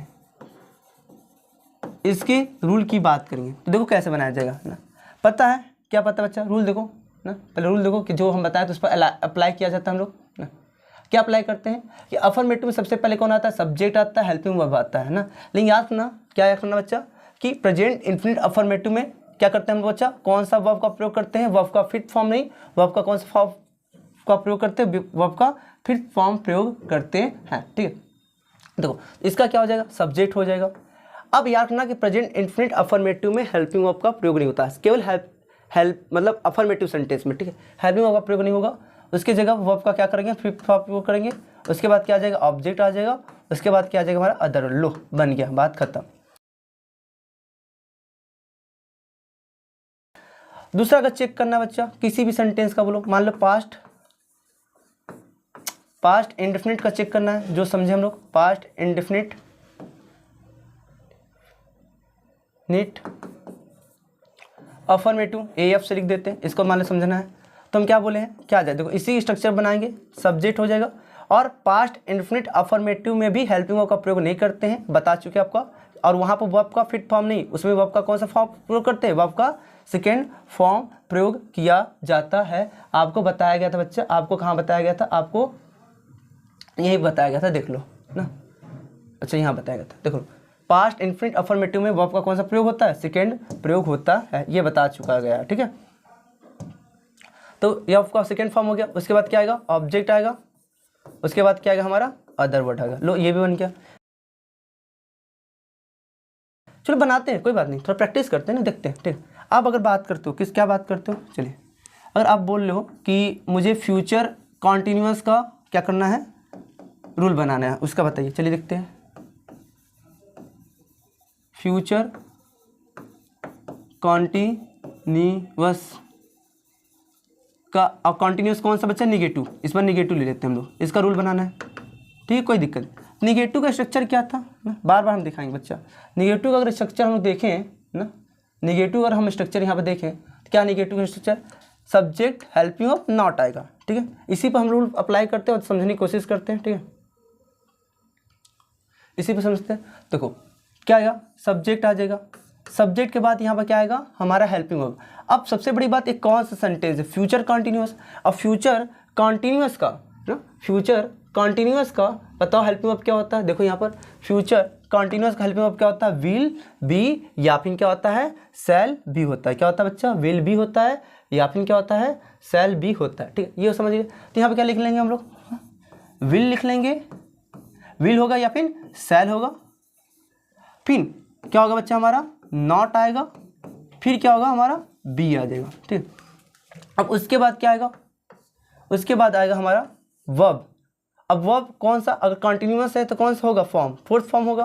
फिर क्या आएगा हमारा, ऑब्जेक्ट आएगा, ठीक है। फिर उसके बाद हमारा क्या आ जाएगा, अदर वर्ड आएगा, ठीक है। अब आपका डाउट यहाँ पर हो सकता है, मे बी आपका यहाँ पर डाउट यहाँ पर हो भाई ना, कि हम विल बी और शैल बी एक साथ क्यों नहीं लिखे, विल बी और शैल बी एक साथ क्यों नहीं लिखे हैं। तो बच्चा यहाँ पर आपका एक कॉन्सेप्ट है, याद रख लो ना, एक कॉन्सेप्ट याद रख लो कि कभी भी ना, सिर्फ तो सुनो क्या कॉन्सेप्ट है, सुनो, अफर्मेटिव सेंटेंस, अफर्मेटिव सेंटेंस को छोड़कर, अफर्मेटिव सेंटेंस को छोड़कर किसी भी सेंटेंस में दो हेल्पिंग वर्ब को एक साथ क्या करते बच्चा, एक साथ नहीं लिखते हैं, एक साथ क्या करते हैं, नहीं लिखते हैं, एक साथ नहीं लिखते हैं ना। देखो अगर बात करें निगेटिव सेंटेंस होगा तो एक हेल्पिंग वर्ब और दूसरे हेल्पिंग वर्ब यानी HV1 और HV2, इनके बीच में क्या आ जाता है, नॉट आ जाता है अगर निगेटिव सेंटेंस हो, यहाँ पर यंस रिप्रेजेंट किए हैं, ठीक है। अगर हम बात करें इंट्रोगेटिव सेंटेंस हो तो, अगर हम बात करें इंट्रोगेटिव सेंटेंस हो तो एक हेल्पिंग वर्ब दूसरे हेल्पिंग वर्ब ना, तो देखो तो एक हेल्पिंग वर्ब क्या होता है और दूसरे हेल्पिंग वर्ब के बीच में क्या आ जाता है, या फिर ना सब्जेक्ट आ जाता है। इस बात को बच्चा नोट करना, जो कि आगे आपको काम देगा, ठीक है। देखो यहाँ पर हम लोग रट्टा नहीं मार रहे हैं, हम लोग सीख रहे हैं, एक्चुअली में सीख रहे हैं कैसे रूल को बनाया जाता है या फिर कैसे रूल बनता है, उस चीज़ को हम लोग सीख रहे हैं, कॉन्सेप्ट सीख रहे हैं, ठीक है। अब अगर मान लीजिए दूसरा आपको करना है ना, आप हम लोग सीखेंगे पास्ट कॉन्टिन्यूअस, पास्ट कॉन्टिन्यूअस कौन सा सीखा जाए, इंटरगेटिव। अगर मान लीजिए इसका रूल सीखना है, ठीक, अगर इसका रूल सीखना है तो क्या होगा, तो इसका रूल कैसे होगा बच्चा, ध्यान समझना, इसका रूल क्या होगा, पास्ट कंटिन्यूअस इंटरगेटिव का रूल क्या होगा। देखो इंटरगेटिव सेंटेंस है ना, तो इंटरगेटिव सेंटेंस में स्ट्रक्चर देखो बच्चा, स्ट्रक्चर देखो कैसा रूल बनता है, यहाँ आप देखो इंटरगेटिव सेंटेंस में हम लोग बनाते कैसे हैं, तो इंटरगेटिव सेंटेंस में बनाते कैसे, तो पहले कौन आता है, हेल्पिंग वर्ब आता है, पहले कौन आता है, हेल्पिंग वर्ब आता है। तो हम पहले लिखेंगे, पहले हेल्पिंग वर्ब लिख लिया जाएगा, पहले क्या लिख लेंगे हम लोग, हेल्पिंग वर्ब लिख लेंगे, ठीक। तो पहले क्या हो जाएगा, हमारा हेल्पिंग वर्ब हो जाएगा। और यहाँ पर अगर एग्जैक्टली अगर हम बात भी करें तो हेल्पिंग वर्ब यहाँ पर क्या होगा, पर पास्ट कंटिन्यूअस सेंटेंस में जो हेल्पिंग वर्ब होगा क्या होगा, पास्ट कंटिन्यूअस में हेल्पिंग वर्ब क्या होता है, वाज या फिर वर होता है ना, तो क्या हो जाएगा, वाज या फिर वर हो जाएगा। उसके बाद हेल्पिंग वर्ब हो गया, उसके बाद क्या आएगा हमारा, सब्जेक्ट आएगा, सब्जेक्ट के बाद हमारा क्या आएगा बच्चा, तो सब्जेक्ट के बाद हमारा आएगा वर्ब, लेकिन कौन सा वर्ब आएगा, वर्ब का फोर्थ फॉर्म। फिर क्या आएगा हमारा, ऑब्जेक्ट आएगा, फिर क्या आएगा हमारा, अदर वर्ड आएगा, फिर उसके बाद क्या आएगा, क्वेश्चन मार्क आएगा। अगर स्ट्रक्चर इस तरीके से मिला होगा, कौन सा स्ट्रक्चर बच्चा, यहाँ पर जो स्ट्रक्चर हम बनाए थे आप लोग, यहाँ पर जो स्ट्रक्चर हम आपको दिए थे, देखो helping verb, subject, verb, object, other word, उसी हिसाब से आपका क्या हुआ है, ये आपका पास्ट कंटिन्यूअस इंटरगेटिव का क्या हुआ है, रूल बना है। यहाँ पर देख सकते हो, ठीक, मिला सकते हो, सेम टू सेम वैसे के वैसा ही बन रहा है, ठीक है। तो बेसिकली हम लोग कर क्या रहे थे, हम लोग ये कर रहे थे कि खुद सीख रहे थे कैसे रूल को बनाया जाता है ना। और पुराना ज़माना गया जब हम लोग क्या करते हैं, हर एक सेंटेंस का क्या करते हैं, रूल याद करते हैं। नहीं भाई, इतना आपको नहीं करना है, बात मानो। और अगर मान लीजिए आपसे नहीं बन पा रहा है तो हम इसी वीडियो में क्या करेंगे बच्चा, सभी सेंटेंस के जो क्या होते हैं, रूल होते हैं, उसको हम लोग लिख कर आपको क्या करेंगे, दे देंगे इसी वीडियो में, ठीक है, ठीक है। अब हम लोग एक हो किसी भी सेंटेंस का एक हम लोग डबल इंटरगेटिव बना लेते हैं ताकि हम लोग संतुष्ट हो जाएं कि आखिर में हाँ कैसे बनाया जाता है, ठीक है। डबल इंटरगेटिव की बात करें, चलिए ना, अगर हम लोग डबल इंटरगेटिव की बात करें, किसी भी एक सेंटेंस का ले लीजिए आप, किसी भी एक सेंटेंस का ले लीजिए। चलिए मान लेते प्रेजेंट परफेक्ट डबल इंटरगेटिव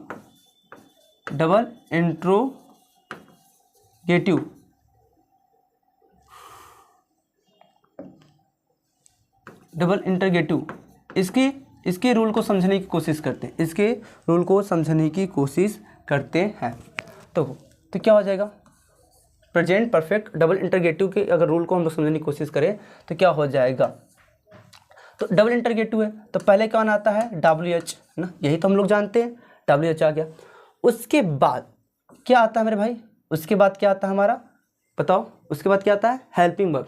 अगर हम बात करें प्रेजेंट परफेक्ट है तो प्रेजेंट परफेक्ट का हेल्पिंग वर्ब क्या होता है, हैज या फिर क्या होता है, हैव होता है, ठीक है, हैव या फिर क्या होता है, हैज होता है। उसके बाद अगर हमारे देखो क्या हो गया, WH हेल्पिंग वर्ब, उसके बाद क्या आएगा, सब्जेक्ट के बाद यहाँ पे आएगा वर्ब। अब वर्ब की अगर बात करें बच्चा, देखो हम लोग बात कर चुके हैं ना, ऐसा अगर आपको पहले थोड़ा ध्यान से पढ़ोगे तब समझ में आएगा सब चीज़ ना। देखो वर्ब को अगर बात करें तो परफेक्ट सेंटेंस में वर्ब का कौन सा प्रयोग करते हैं, वर्ब का थर्ड फॉर्म प्रयोग करते हैं, ठीक है। तो वर्ब का क्या आ गया, यहाँ पर थर्ड फॉर्म प्रयोग कर दिए। अब उसके बाद अगर बात करें वर्ब का थर्ड फॉर्म हो गया तो देखो helping verb, sorry WH helping, आपका हेल्पिंग वर्ब, सब्जेक्ट, वर्ब, उसके बाद क्या आएगा, ऑब्जेक्ट आएगा, उसके बाद क्या आएगा बच्चा, अदर वर्ड आएगा, उसके बाद मेरा क्या आएगा, क्वेश्चन मार्क आएगा। तो देख लो बच्चा, हम लोग रट नहीं रहे हैं, हम लोग सीख रहे हैं एक्चुअल में कि कैसे रूल को बनाया जाता है। सभी देखो, ऐसा ये नहीं कि देखो अगर हम लोग बात करें कि ये जो डबल इंटरगेटिव का आपको जो रूल दिखाई दे रहा है, सेम टू सेम आपका दूसरे भी टेंस का रूल बन जाएगा। बस फर्क क्या होगा, बस फर्क होता है बच्चा, वर्ब का फॉर्म चेंज होता है और क्या चेंज होता है, हेल्पिंग वर्ब चेंज होता है। अगर एग्जांपल लो, प्रूफ के लिए एग्जांपल लो ना, प्रूफ के लिए बस एग्जांपल लो, मान लो अगर हम लोग बात करते पास्ट, शॉर्ट फॉर्म लिखेंगे बच्चा इस बार PDI, यानी past perfect double interrogative sentence का रूल की अगर बात करते सेम होगा बच्चा, कोई दिक्कत नहीं। देखो WH, ठीक है, बस हेल्पिंग वर्ब चेंज होता, यहाँ पर क्या आ जाता, हैड आ जाता और प्लस सब्जेक्ट हो जाता। और मान लीजिए ये भी परफेक्ट ही है तो वर्ब का थर्ड फॉर्म होगा, यानी वर्ब का थर्ड फॉर्म ऑब्जेक्ट हो जाएगा, फिर क्या हो जाएगा, अदर वर्ड, प्लस क्या हो जाएगा, क्वेश्चन मार्क हो जाएगा। तो हम यहाँ पर बिल्कुल भी इस वीडियो में हम लोग ये नहीं सीख रहे हैं कैसे रटा जाता, हम ये सीख रहे हैं कि आखिर रूल कैसे बनाया जाता है, ठीक है। अब अभी तक हमने बोल सकते हो परफेक्ट कॉन्टिन्यूस को नहीं बनाया है, तो परफेक्ट कॉन्टिन्यूस को भी बना लेते हैं, परफेक्ट कॉन्टिन्यूस, इसके भी रूल को बना लेते हैं, ठीक है। देखो इसके रूल को अगर बनाया जाए तो ऐसे बनेगा। और परफेक्ट कंटिन्यूअस किसका, तो किसका लेना चाहते हो, प्रेजेंट का ले लो, किसका ले लो बच्चा, प्रेजेंट का ले लो। अब भी कौन सा, अफर्मेटिव, निगेटिव, इंटरगेटिव, कौन सा, तो हम बात करना चाहेंगे निगेटिव के बारे में बात करना चाहेंगे, ठीक है। और पहले एक रूल ये बनाएंगे, दूसरा बनाएंगे इसी का, ठीक है। देखो तो सबसे पहले अगर हमारा निगेटिव सेंटेंस है तो क्या आएगा, सब्जेक्ट आएगा। हेल्पिंग वर्ब की बात करें तो इसमें क्या आएगा, हैज या फिर क्या आएगा, हैव आएगा। और आपको बोले हैं कि जब भी दो हेल्पिंग वर्ब आते हैं तो वो एक साथ नहीं रहते हैं, किसमें, निगेटिव में और इंटरगेटिव में ना। निगेटिव की बात करें तो दो हेल्पिंग वर्ब के बीच में क्या आता है, नॉट आ जाता है, तो नॉट। बच्चा ये दो हेल्पिंग वर्ब नहीं है, या फिर हैज है या फिर हैव है, तो यहाँ पर दो एक साथ नहीं है, ठीक है, याद रखना। नॉट हो गया, उसके बाद क्या होगा, यहाँ पर बीन हो जाएगा, तो यहाँ तक हमारा हेल्पिंग वर्ब खत्म हो गया। उसके बाद कौन आएगा, उसके बाद हमारा आएगा बच्चा कौन, उसके बाद क्या आएगा, वर्ब आएगा। अब परफेक्ट है तो कौन सा आएगा बच्चा, सॉरी परफेक्ट कंटिन्यूअस है ना, तो कौन आएगा, परफेक्ट कंटिन्यूअस में भी वर्ब का फोर्थ फॉर्म प्रयोग करते हैं। उसके बाद वर्ब का फोर्थ फॉर्म, उसके बाद क्या आता है बच्चा, ऑब्जेक्ट आएगा प्लस क्या आएगा, सिंस या फिर क्या आ जाएगा, फॉर आ जाएगा। उसके बाद क्या आएगा, अदर वर्ड आ जाता है। उसके बाद क्या आता है, अदर वर्ड आ जाएगा। ठीक है, देखो परफेक्ट कंटिन्यूअस जो होता है अन सेंटेंस में किस प्रकार से अलग होते हैं बच्चा, तो इनमें आपको अलग से क्या देखने को मिलता है, आपको अलग से इसमें आपको देखने को मिलेगा सिंस या फॉर, जो कि किसके बाद लगता है, ऑब्जेक्ट के बाद लगता है। बस इतना ही अंतर है, बाकी सेम हर सेंटेंस का वैसा ही रूल बनता है। ठीक है, दूसरा अगर एग्जाम्पल हम लोग इसी सेंटेंस का अगर मान लीजिए हम लोग किसके बारे में बात करें, मान लीजिए हम लोग बात करने जा रहे हैं अब past perfect continuous, past perfect continuous, past perfect continuous हम लोग बात करेंगे, पास्ट परफेक्ट कंटिन्यूअस इंट्रोगेटिव का रूल क्या होगा, ठीक, समझने की कोशिश करते हैं। ठीक, देखो तो इंट्रोगेटिव है, सबसे पहले हेल्पिंग वर्ब आएगा, और पास्ट परफेक्ट में इसका क्या होता है, हैड बीन या फिर हाँ हैड बीन होता है, लेकिन दो हेल्पिंग वर्ब के साथ नहीं लिखा जाएगा, बताए थे सिर्फ अफर्मेटिव में ही लिखा जा सकता है, इंटरगेटिव डबल इंटरगेटिव में नहीं लिखा जाएगा। अगर इंटरगेटिव में है तो दो हेल्पिंग वर्ब के बीच में क्या आएगा, सब्जेक्ट आ जाएगा, तो आपका हैड हो गया प्लस क्या होगा आपका वर्ब का कौन सा फॉर्म बच्चा, परफेक्ट कंटिन्यूअस, यानी कि आपको सॉरी एक मिनट, उसके बाद क्या आएगा, बीन आ जाएगा, उसके बाद वर्ब का फोर्थ फॉर्म, उसके बाद क्या आएगा हमारा, उसके बाद आएगा हमारा ऑब्जेक्ट, उसके बाद क्या आएगा सिंस या फिर क्या आएगा फॉर, ठीक है, plus other word plus question mark, plus यहाँ पर भी नहीं, यहाँ पर कुछ नहीं। देखो इस तरीके से भी हमारा क्या हुआ, जितने भी रूल थे बच्चा इसी टाइप से बनते हैं। तो हमने क्या किया, अच्छा पढ़े क्या, हम समझे, अगर समझे कि हम पढ़े क्या, तो हमने क्या किया, देखो पहले रिवाइज करते हैं हमने क्या पढ़ा। ठीक है, यहाँ से अगर हम देखें कि हमने पढ़ा आखिर में क्या, पढ़े क्या, तो हम लोग बेसिकली एक देखे हैं कि सभी अफर्मेटिव, सभी निगेटिव, सभी इंटरगेटिव, सभी डबल इंटरगेटिव का रूल का स्ट्रक्चर क्या होता है, बेसिकली ऐसा ही होता है।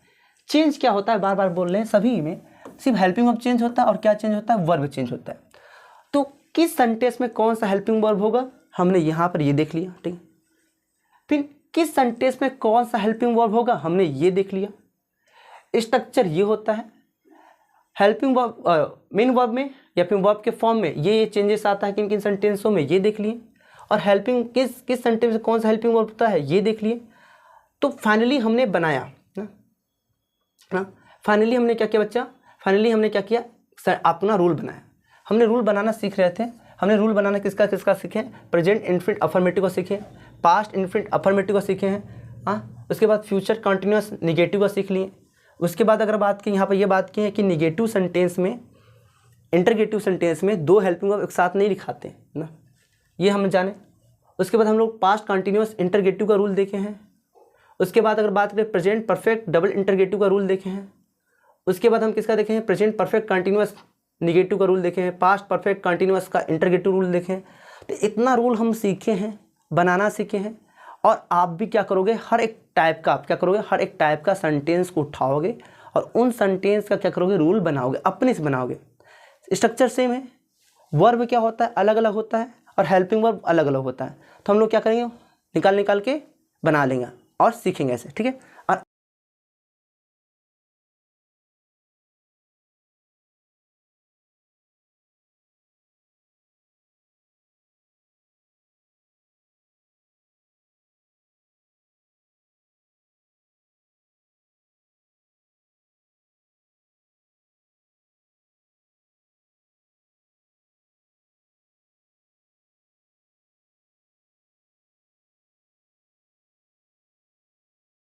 ठीक, अब बच्चा हमको सेंटेंस पता चल गया, सॉरी मतलब हमको रूल पता चल गया कि किसका क्या रूल होता है।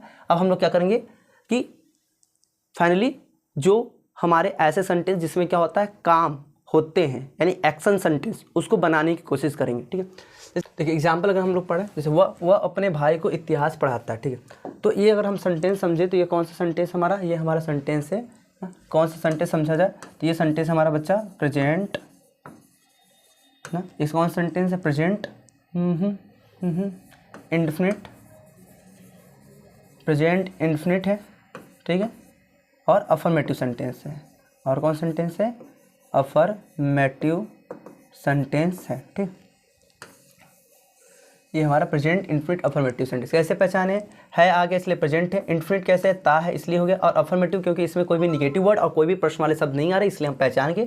अब आपको पता है कि सबसे पहले सब्जेक्ट आता है जो कि हमारा क्या बन जाएगा, ही हो जाएगा। उसके बाद आपको पता है कि प्रेजेंट इन्फिनिट अफर्मेटिव में वर्ब का फिफ्थ फॉर्म प्रयोग होता है, हेल्पिंग वर्ब का प्रयोग नहीं होता, इसलिए हेल्पिंग वर्ब नहीं, हम डायरेक्ट क्या लाएंगे, वर्ब लाएंगे। यहाँ पर वर्ब क्या है बच्चा, पढ़ाना, तो क्या हो जाएगा टीच, और टीच का हमारा जो वर्ब इसमें क्या करेंगे ना, इसमें क्या करेंगे हम लोग, इसमें वर्ब का हम फिफ्थ फॉर्म प्रयोग करेंगे, ठीक है।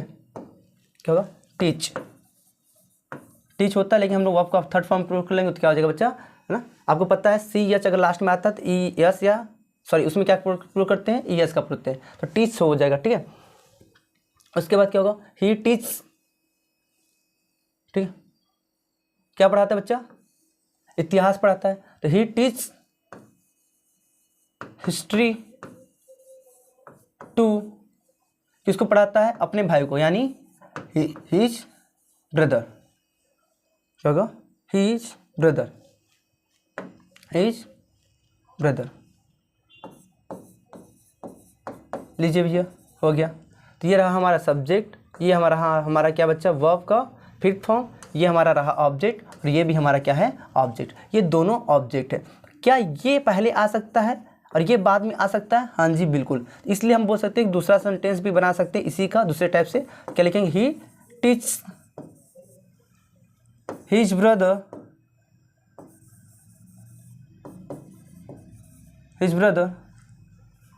हिस्ट्री, इस तरीके से, ठीक है, इस तरीके से। आप कहोगे सर इनके पहले वाले टाइप में आप जब बनाए हो, सेम रूल बनाए हो, तो यहाँ पे इनके बीच में टू लाए हो और इनके बीच में टू नहीं लाए हो। समझो मेरे भाई, देखो जो हिस्ट्री है हमारा क्या है, डायरेक्ट ऑब्जेक्ट है।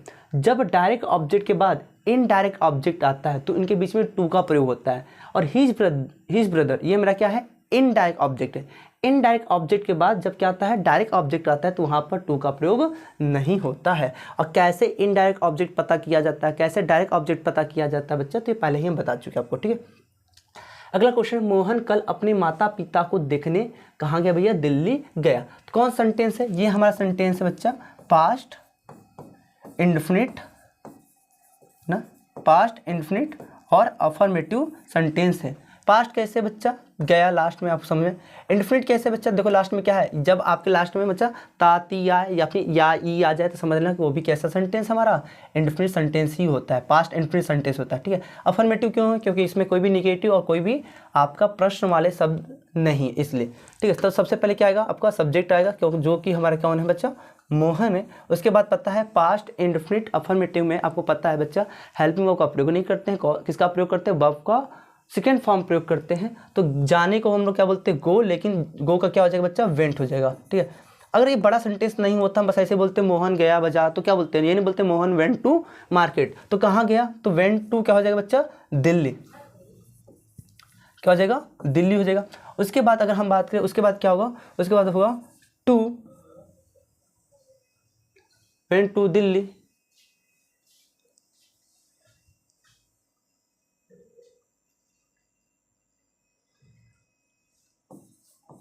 सी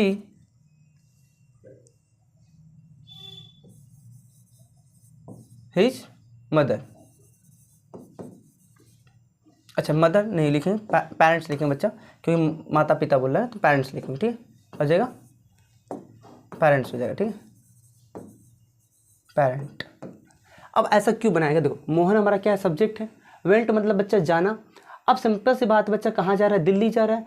आप कहोगे टू सी को प्रयोग क्यों, मेरी बात समझो, देखो ये भी मेरा वर्ब है और सी मतलब देखना ये भी हमारा वर्ब है। तो जब एक वर्ब के बाद दूसरा वर्ब लाया जाता है तो उनके बीच में बच्चा हम लोग किसका प्रयोग करते हैं, टू का प्रयोग करते हैं, ठीक है, ठीक है बच्चा, ठीक है। अब बच्चा उसके बाद खत्म हो गया। उसके बाद बच्चा अपने माता पिता, तो माता पिता को हम लोग क्या बोलते हैं, पेरेंट बोलते हैं। अपने के लिए क्या इसका प्रयोग कर रहे हैं बच्चा, हीज का प्रयोग किए। सिंपल सी बात बताओ, जो मोहन है ना, मोहन क्या है, लड़का है, मोहन का है, लड़का है, इसका पॉजिटिव फॉर्म क्या हो जाएगा, हीज हो जाएगा, ठीक है, इसलिए। अगले क्वेश्चन की तरफ चलते। सोहन कल बाजार से कपड़ा खरीदेगा। कौन सा गा यानी फ्यूचर सेंटेंस है। कौन सा सेंटेंस है मेरे भाई मेरे दोस्त, ये कौन सेंटेंस है, ये फ्यूचर सेंटेंस है। फ्यूचर में कौन सा है, वो भी आई एफ मतलब इंडेफिनिट अफर्मेटिव सेंटेंस है ना, आई ए ना, यानी फ्यूचर इंडेफिनिट अफर्मेटिव सेंटेंस है ना। देखो कैसे बनेगा, इस तरीके से बनेगा। सोहन, अब आपको पता है, नहीं पता तो बता दे, फ्यूचर इंडेफिनिट अफर्मेटिव में कौन सा हेल्पिंग वर्ब करते हैं, विल या शैल का। तो सोहन के साथ किसका प्रयोग करेंगे बच्चा, विल का प्रयोग करेंगे। सोहन विल, अब क्या खरीदेगा तो क्या हो जाएगा बच्चा, बाई ना। देखो सब्जेक्ट हेल्पिंग वर्ब, उसके बाद क्या आता है, ऑब्जेक्ट आएगा। तो सोहन विल बाई क्लॉथ, कपड़े बोला बच्चा तो क्लॉथ्स हो जाएगा, हाँ है ना, बात मानते हो, बिल्कुल मानते हो। Sohan will by cloth from market से, मतलब बच्चा फ्रॉम मार्केट। और कल को हम लोग क्या बोलेंगे बच्चा यहाँ पर, तो सिंपल बात है, आने वाले कल को हम लोग क्या बोलते हैं, यस्टरडे। तो क्या हो जाएगा यहाँ पर, यस्टरडे हो जाएगा, ठीक है। सॉरी, आने वाले कल को क्या बोलते हैं, टुमारो। तो क्या हो जाएगा हमारा बच्चा, टुमारो हो जाएगा, ठीक है। क्या हो जाएगा हमारा, टुमारो यहाँ पर हो जाएगा, ठीक ठीक। अगला क्वेश्चन, श्याम अपना कपड़ा नहीं धो रहा है। तो कौन सेंटेंस है, पहले ये बताइए। ये सेंटेंस हमारा present indefinite present continuous affirmative sentence है, ठीक है। कैसे पता ना, ये सेंटेंस कौन सा बच्चा है हमारा, PCA है, यानी प्रेजेंट कंटिन्यूअस अफर्मेटिव। कैसे पता चला, देखो है इसलिए प्रेजेंट, रहा रही हो गया कंटिन्यूअस, अफर्मेटिव क्योंकि कोई भी इसमें प्रश्न वाले शब्द और निगेटिव शब्द नहीं है। सॉरी, आज क्या हो रहा है ना, ये हमारा प्रेजेंट कंटिन्यूअस अफर्मेटिव सेंटेंस नहीं बच्चा, ये हमारा सेंटेंस है प्रेजेंट कंटिन्यूअस नेगेटिव सेंटेंस है, ठीक है। कौन सा सेंटेंस है, प्रेजेंट कंटिन्यूअस सेंटेंस, क्योंकि देखो निगेटिव है यहाँ पर, नहीं आ गया इसलिए क्या हमारा निगेटिव है, ठीक है। कैसे बनेगा बच्चा, ध्यान से देखो। तो क्या हो जाएगा यहाँ पर, श्याम, क्या हो जाएगा, श्याम हो जाएगा। उसके बाद अगर हम बात करें, श्याम के बाद क्या होगा, अगर हम बात करें तो देखो सब्जेक्ट हो गया। अब सब्जेक्ट के बाद सही से बताओ तो क्या आता है, सब्जेक्ट के बाद हमारा आता है हेल्पिंग वर्ब। अब हम बात करें प्रेजेंट कंटिन्यूअस है, तो ईज एम आर में क्या लगेगा, हमारा ईज लग जाएगा। क्या लगेगा, हमारा ईज लग जाएगा। अब उसके बाद श्याम इज वॉशिंग के पहले क्या लगेंगे, नॉट लगा देंगे, क्योंकि हेल्पिंग वर्ब के बाद क्या आता है, नॉट आता है। फिर उसके बाद क्या आ जाएगा, वॉशिंग, उसके बाद क्या आ जाएगा बच्चा, हमारा वॉशिंग आ जाएगा। क्या नहीं धो रहा बच्चा, अपना कपड़ा, यानी हिज क्लॉथ, इस तरीके से बन गया। अगर मान लीजिए ये सेंटेंस आपका ना, बाय द वे मान लीजिए ये सेंटेंस कौन सा होता आपका, अगर इंटरगेटिव सेंटेंस होता तो ना, अगर मान लीजिए ये इंटरगेटिव सेंटेंस होता तो क्या होता, ईज को हम लोग क्या करते हैं, बाहर लिख देते हैं, और नॉट को क्या करते हैं, यहाँ से हटा देते हैं, ठीक। अगर मान लीजिए डबल इंटरगेटिव सेंटेंस होता तो सिंपल सा, जो भी हमसे प्रश्न पूछेगा वहाँ पर अगर लिख देते, जैसे यहाँ से हम बोलते हैं श्याम अपना कपड़ा, है ना, ऐसे होता, श्याम अपना कपड़ा क्यों धो रहा है, तो यहाँ पर कैसे हो जाता है, इस तरीके से हो जाता, why as Shyam washing his cloth, इस तरीके से बन जाता। एकदम सो सिंपल है, ठीक है। अगले क्वेश्चन की तरफ चलते हैं। अगला क्वेश्चन हमारा है, चिड़ियाँ आसमान में उड़ नहीं रही है, ठीक, नहीं रही थी है, यानी पास्ट कंटिन्यूअस सेंटेंस बच्चा। पास्ट कंटिन्यूअस कौन सा, निगेटिव वाला है। तो इसका कैसे बनेगा, इसका इस तरीके से बनेगा ना, कौन नहीं उड़ा बच्चा, चिड़ियाँ, तो क्या लिखोगे, बर्ड्स।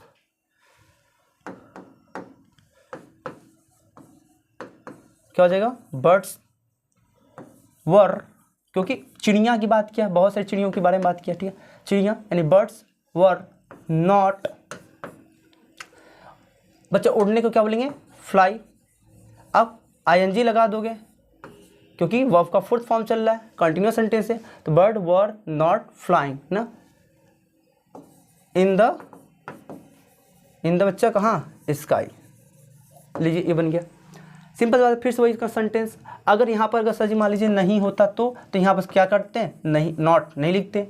अगर मान लीजिए यहाँ पर हमारा क्या होता है ना, अगर हम बोल दें यहाँ पर अगर ऐसा क्वेश्चन होता है, क्या चिड़ियाँ आसमान में उड़ रही थी, तो क्या हो जाएगा, तो कुछ नहीं, वर्क हम लोग क्या कर लेंगे, आगे लिख देंगे। जैसा सिचुएशन कहते हैं ना, जैसा देश वैसा भेष, वैसा हम लोग काम कर लेंगे, हम लोग पता है, ठीक।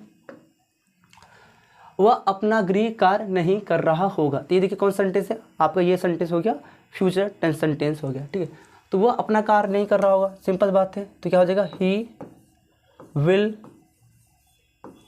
अब आपको पता है ये कौन सेंटेंस है, future continuous negative sentence. Future continuous sentence में हेल्पिंग वर्ब क्या होता है बच्चा, विल भी होता है या फिर क्या होता है आपका शैल बी होता है। तो आपको हम यहाँ पर बताएं हैं, आपको यहाँ पर क्या बताएं हैं कि जब भी निगेटिव सेंटेंस हो, इंटरगेटिव सेंटेंस हो, दो हेल्पिंग वर्ब एक साथ नहीं रहते हैं ना, दो हेल्पिंग वर्ब एक साथ नहीं रहते हैं, इनके बीच में क्या होता है, नॉट आ जाता है। ठीक है, इनके बीच में क्या आ जाएगा, नॉट आ जाएगा। तो क्या हो जाएगा, नॉट आ जाएगा। उसके बाद क्या हो जाएगा आपका, बी हो जाएगा। ठीक है, ठीक है। तो ही विल, सॉरी हाँ, he will not be doing, करने के लिए क्या होता है, डू, उसका फुल फॉर्म डूइंग हो गया। He will not be doing अपना, तो हीज हो जाएगा। गृह वर्क बच्चा मतलब होम वर्क। लीजिए बच्चा, आपका ये भी सेंटेंस हो गया, इस तरीके से बना लोगे। ठीक है, फिर से वही बात, अगर मान लीजिए हमारा कौन सा सेंटेंस होता, अगर मान लीजिए इस तरीके से होता, नहीं होता तो, और यहाँ पे क्या जाता, इससे याद जाता क्या, तो क्या करते, तो इस हेल्पिंग वर्ब को हम लोग क्या करते हैं, आगे लिख देते हैं। इस हेल्पिंग वर्ब को हम लोग क्या करते हैं, आगे लिख देते हैं। यही बस होता, कुछ नहीं होता। चलते आगे चलते हैं। क्या उसने कल मुझे एक कलम दिया, ये कौन सेंटेंस हो गया बच्चा, ये हमारा इंटरगेटिव सेंटेंस है। क्या है, इंटरगेटिव सेंटेंस है। लेकिन कौन सा इंटरगेटिव सेंटेंस, तो देखो दिया है आ गया यानी प्रेजेंट है। अब लास्ट में या भी आ जाता तो कौन सेंटेंस होगा बच्चा, परफेक्ट हो जाएगा। एक नोट पॉइंट याद सुनो ना, या ई ये आ जाता है तो कौन सेंटेंस होता है, या है, ई है, ये आ जाता है। और सब या था, ई थी, बहुत कन्फ्यूजन होता है लड़कों को। ठीक है, या फिर या थी, देखो या ई के साथ जब था थी लग जाता है तो बन जाता है हमारा पास्ट परफेक्ट। क्या बन जाता है हमारा, पास्ट परफेक्ट बन जाता है। ठीक है, क्या बन जाता है मेरे भाई, पास्ट परफेक्ट बन जाता है। या है, ई है, अगर ये होता है तो हमारा क्या होता है, वो हो जाता है हमारा प्रेजेंट परफेक्ट हो जाता है। क्या हो जाता है हमारा, प्रेजेंट परफेक्ट हो जाता है। अगर केवल या हो या फिर केवल ई हो तो वो क्या होता है हमारा भाई, वो हमारा होता है पास्ट इंडेफिनिट होता है। वो सेंटेंस हमारा क्या होता है, पास्ट इंडेफिनिट सेंटेंस होता है। हम क्या बोले, केवल अगर या ई हो तो कौन सा सेंटेंस होगा, वो सेंटेंस होगा हमारा पास्ट इंडेफिनिट होगा। अगर या के साथ अगर है हो जाएगा तो क्या हो जाएगा, प्रेजेंट परफेक्ट हो जाएगा। यदि या के साथ था या फिर या के साथ थी हो जाएगा तो क्या हो जाएगा हमारा, पास्ट इंडेफिनिट हो जाएगा। इस बात को थोड़ा सा याद रखिएगा। ठीक है,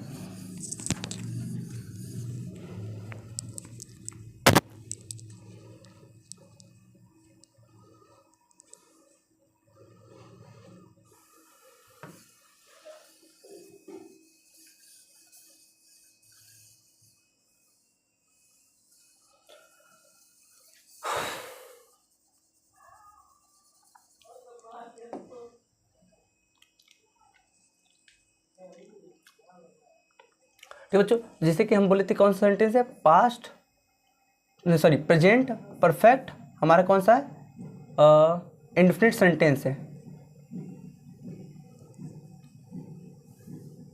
तो अगर बात करें कौन सेंटेंस है, ये हमारा सेंटेंस है प्रेजेंट परफेक्ट। गलत बात है, इंट्रोगेटिव।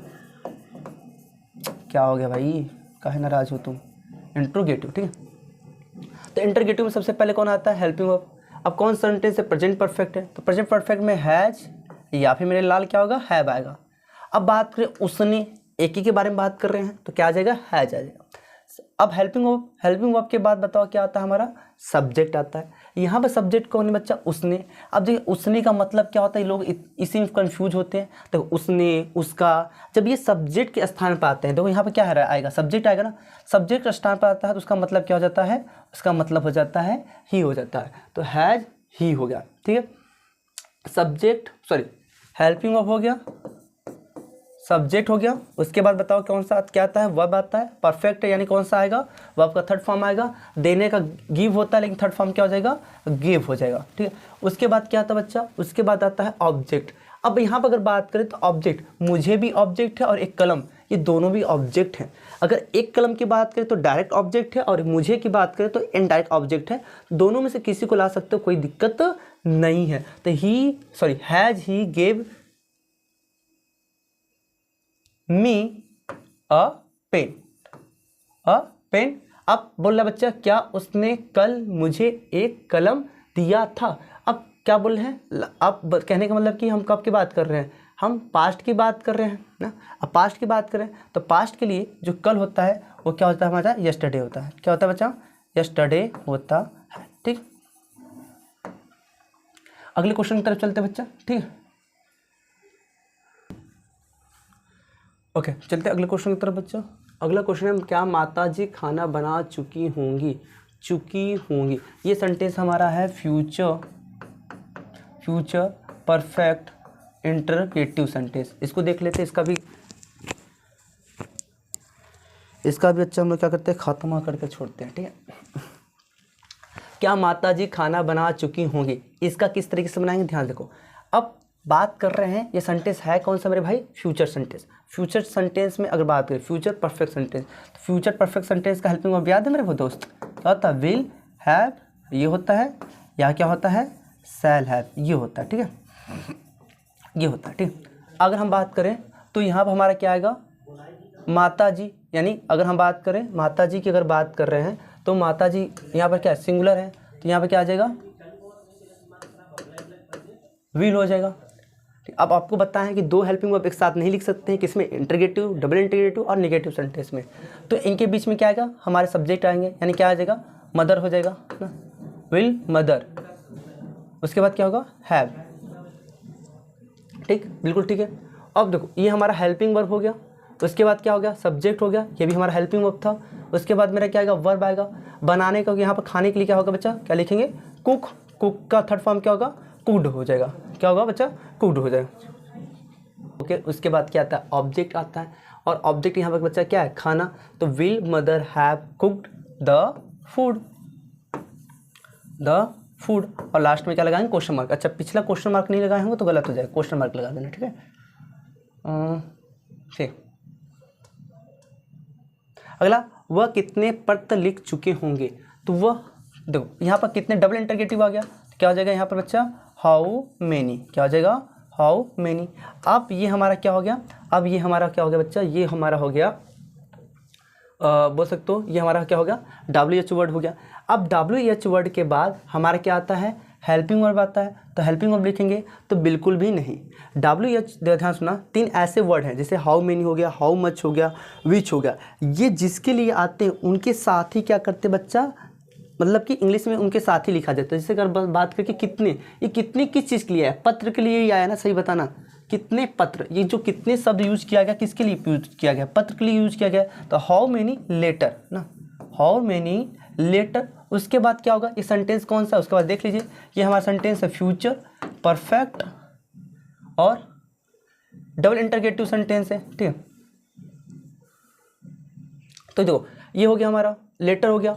उसके बाद हमारा क्या होगा, उसके बाद हमारा आएगा हेल्पिंग वर्ब। हेल्पिंग वर्ब यहाँ पर क्या होगा हमारा, तो हेल्पिंग वर्ब बच्चा होता है विल हैव बीन होता है, क्या होता है, विल हैव बीन होता है, या फिर क्या होता है, शैल हैव बीन होता है, या फिर क्या होता है, शैल हैव बीन होता है। तो यहाँ पर अगर हम बात करें पत्र के लिए किसका प्रयोग करेंगे, पत्र के लिए हम लोग बच्चा विल हैव बीन का प्रयोग करेंगे। तो हाउ मेनी लेटर क्या हो जाएगा, will have been written, sorry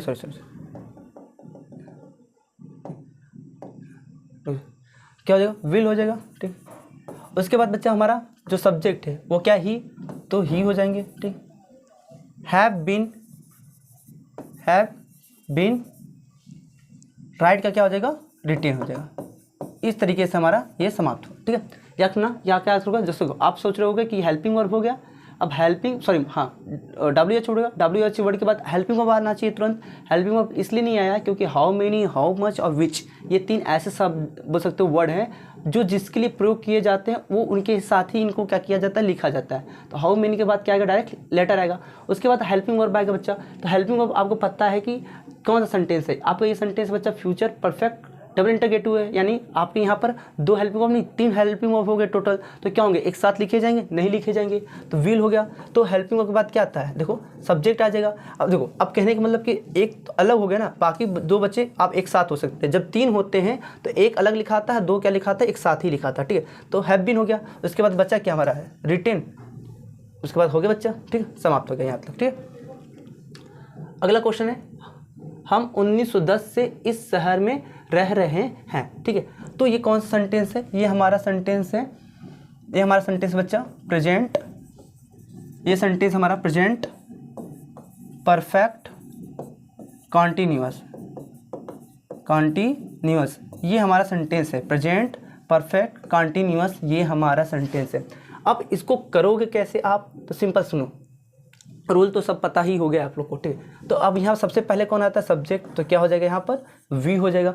अब उसके बाद सब्जेक्ट के बाद कौन आता है, तो उसके बाद हमारा आता है हेल्पिंग वर्ब। अब हेल्पिंग वर्ब ध्यान से देखिए, यहाँ प्रेजेंट परफेक्ट कंटिन्यूअस कैसे पहचाने, तो प्रेजेंट कैसे पहचाने, है।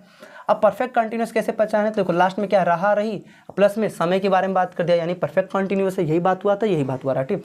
अब वी हो गया, वी के बाद बताओ यहाँ पे क्या आएगा, हेल्पिंग वर्ब आएगा।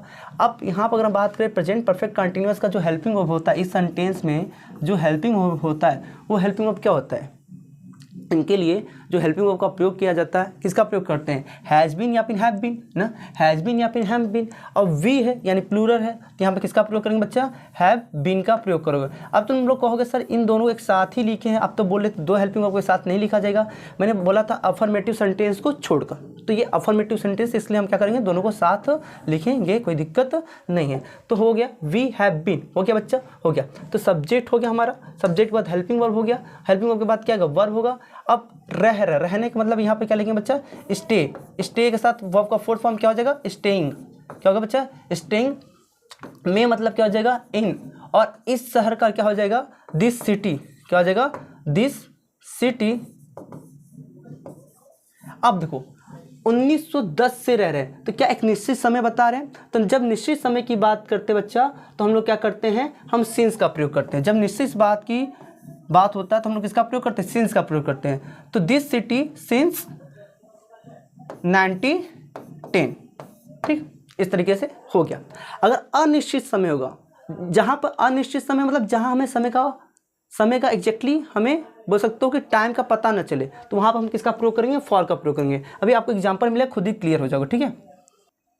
तुम इतनों दिनों से कहाँ रह रहे थे, तो यहाँ पर अगर बात करें बच्चा इतनों दिनों, तो यहाँ पर समय की बात की है और रहा रही आ गया, यानी फिर से वही बात है, कौन सेंटेंस है बच्चा, हमारा परफेक्ट कंटिन्यूअस। कौन सा perfect continuous, past perfect continuous है, ठीक है। तो इतनों दिन से कहाँ, कहाँ का मतलब क्या होता है बच्चा आपका, वेयर। अब यहाँ पर हेल्पिंग वर्ब क्या हो जाएगा, हैड हो जाएगा। तुम मतलब यहाँ पर क्या हो जाएगा, यू हो जाएगा। उसके बाद बीन, ठीक है, तो वेयर हैड यू बीन। देखो ये हमारा WH वर्ड हो गया, ये हमारा क्या हो गया, हेल्पिंग वर्ब, ये हेल्पिंग वर्ब, ये हेल्पिंग वर्ब 2, इनके बीच में हमारा क्या आएगा, सब्जेक्ट। यही तो बात किया गया था, डबल इंटरगेटिव, इंटरगेटिव में 2 हेल्पिंग वर्ब के बीच में कौन आता है, सब्जेक्ट आता है। तो वेयर हैड यू बीन। अब रहने का मतलब है स्टे, और ING लग जाएगा तो क्या होगा, स्टेइंग हो जाएगा, ठीक है। अब बच्चा इतनों दिनों से, अब इतनों दिनों कितने दिनों हमको पता है, नहीं पता, तो क्या प्रयोग करेंगे, फॉर। बोले थे ना अनिश्चित समय के लिए, जब हमें समय का एग्जैक्टली पता ना हो तो क्या प्रयोग करेंगे, फॉर प्रयोग करेंगे। अब इतनों समय मतलब so many day, so many days, ठीक है। इसके बाद क्वेश्चन मार्क लगा देना, ठीक है। ठीक। अगला क्वेश्चन है, मोहन 4 घंटे से अंग्रेजी पढ़ रहा होगा। कितने घंटे से अंग्रेजी पढ़ रहा है मेरे भाई, 4 घंटे से अंग्रेजी पढ़ रहा होगा। तो कौन सेंटेंस है ये, फ्यूचर सेंटेंस ही हमारा दिखाई दे रहा है, क्योंकि होगा होगी की बात कर रहा है। अब वो भी कौन सा है, फ्यूचर परफेक्ट कंटिन्यूअस है।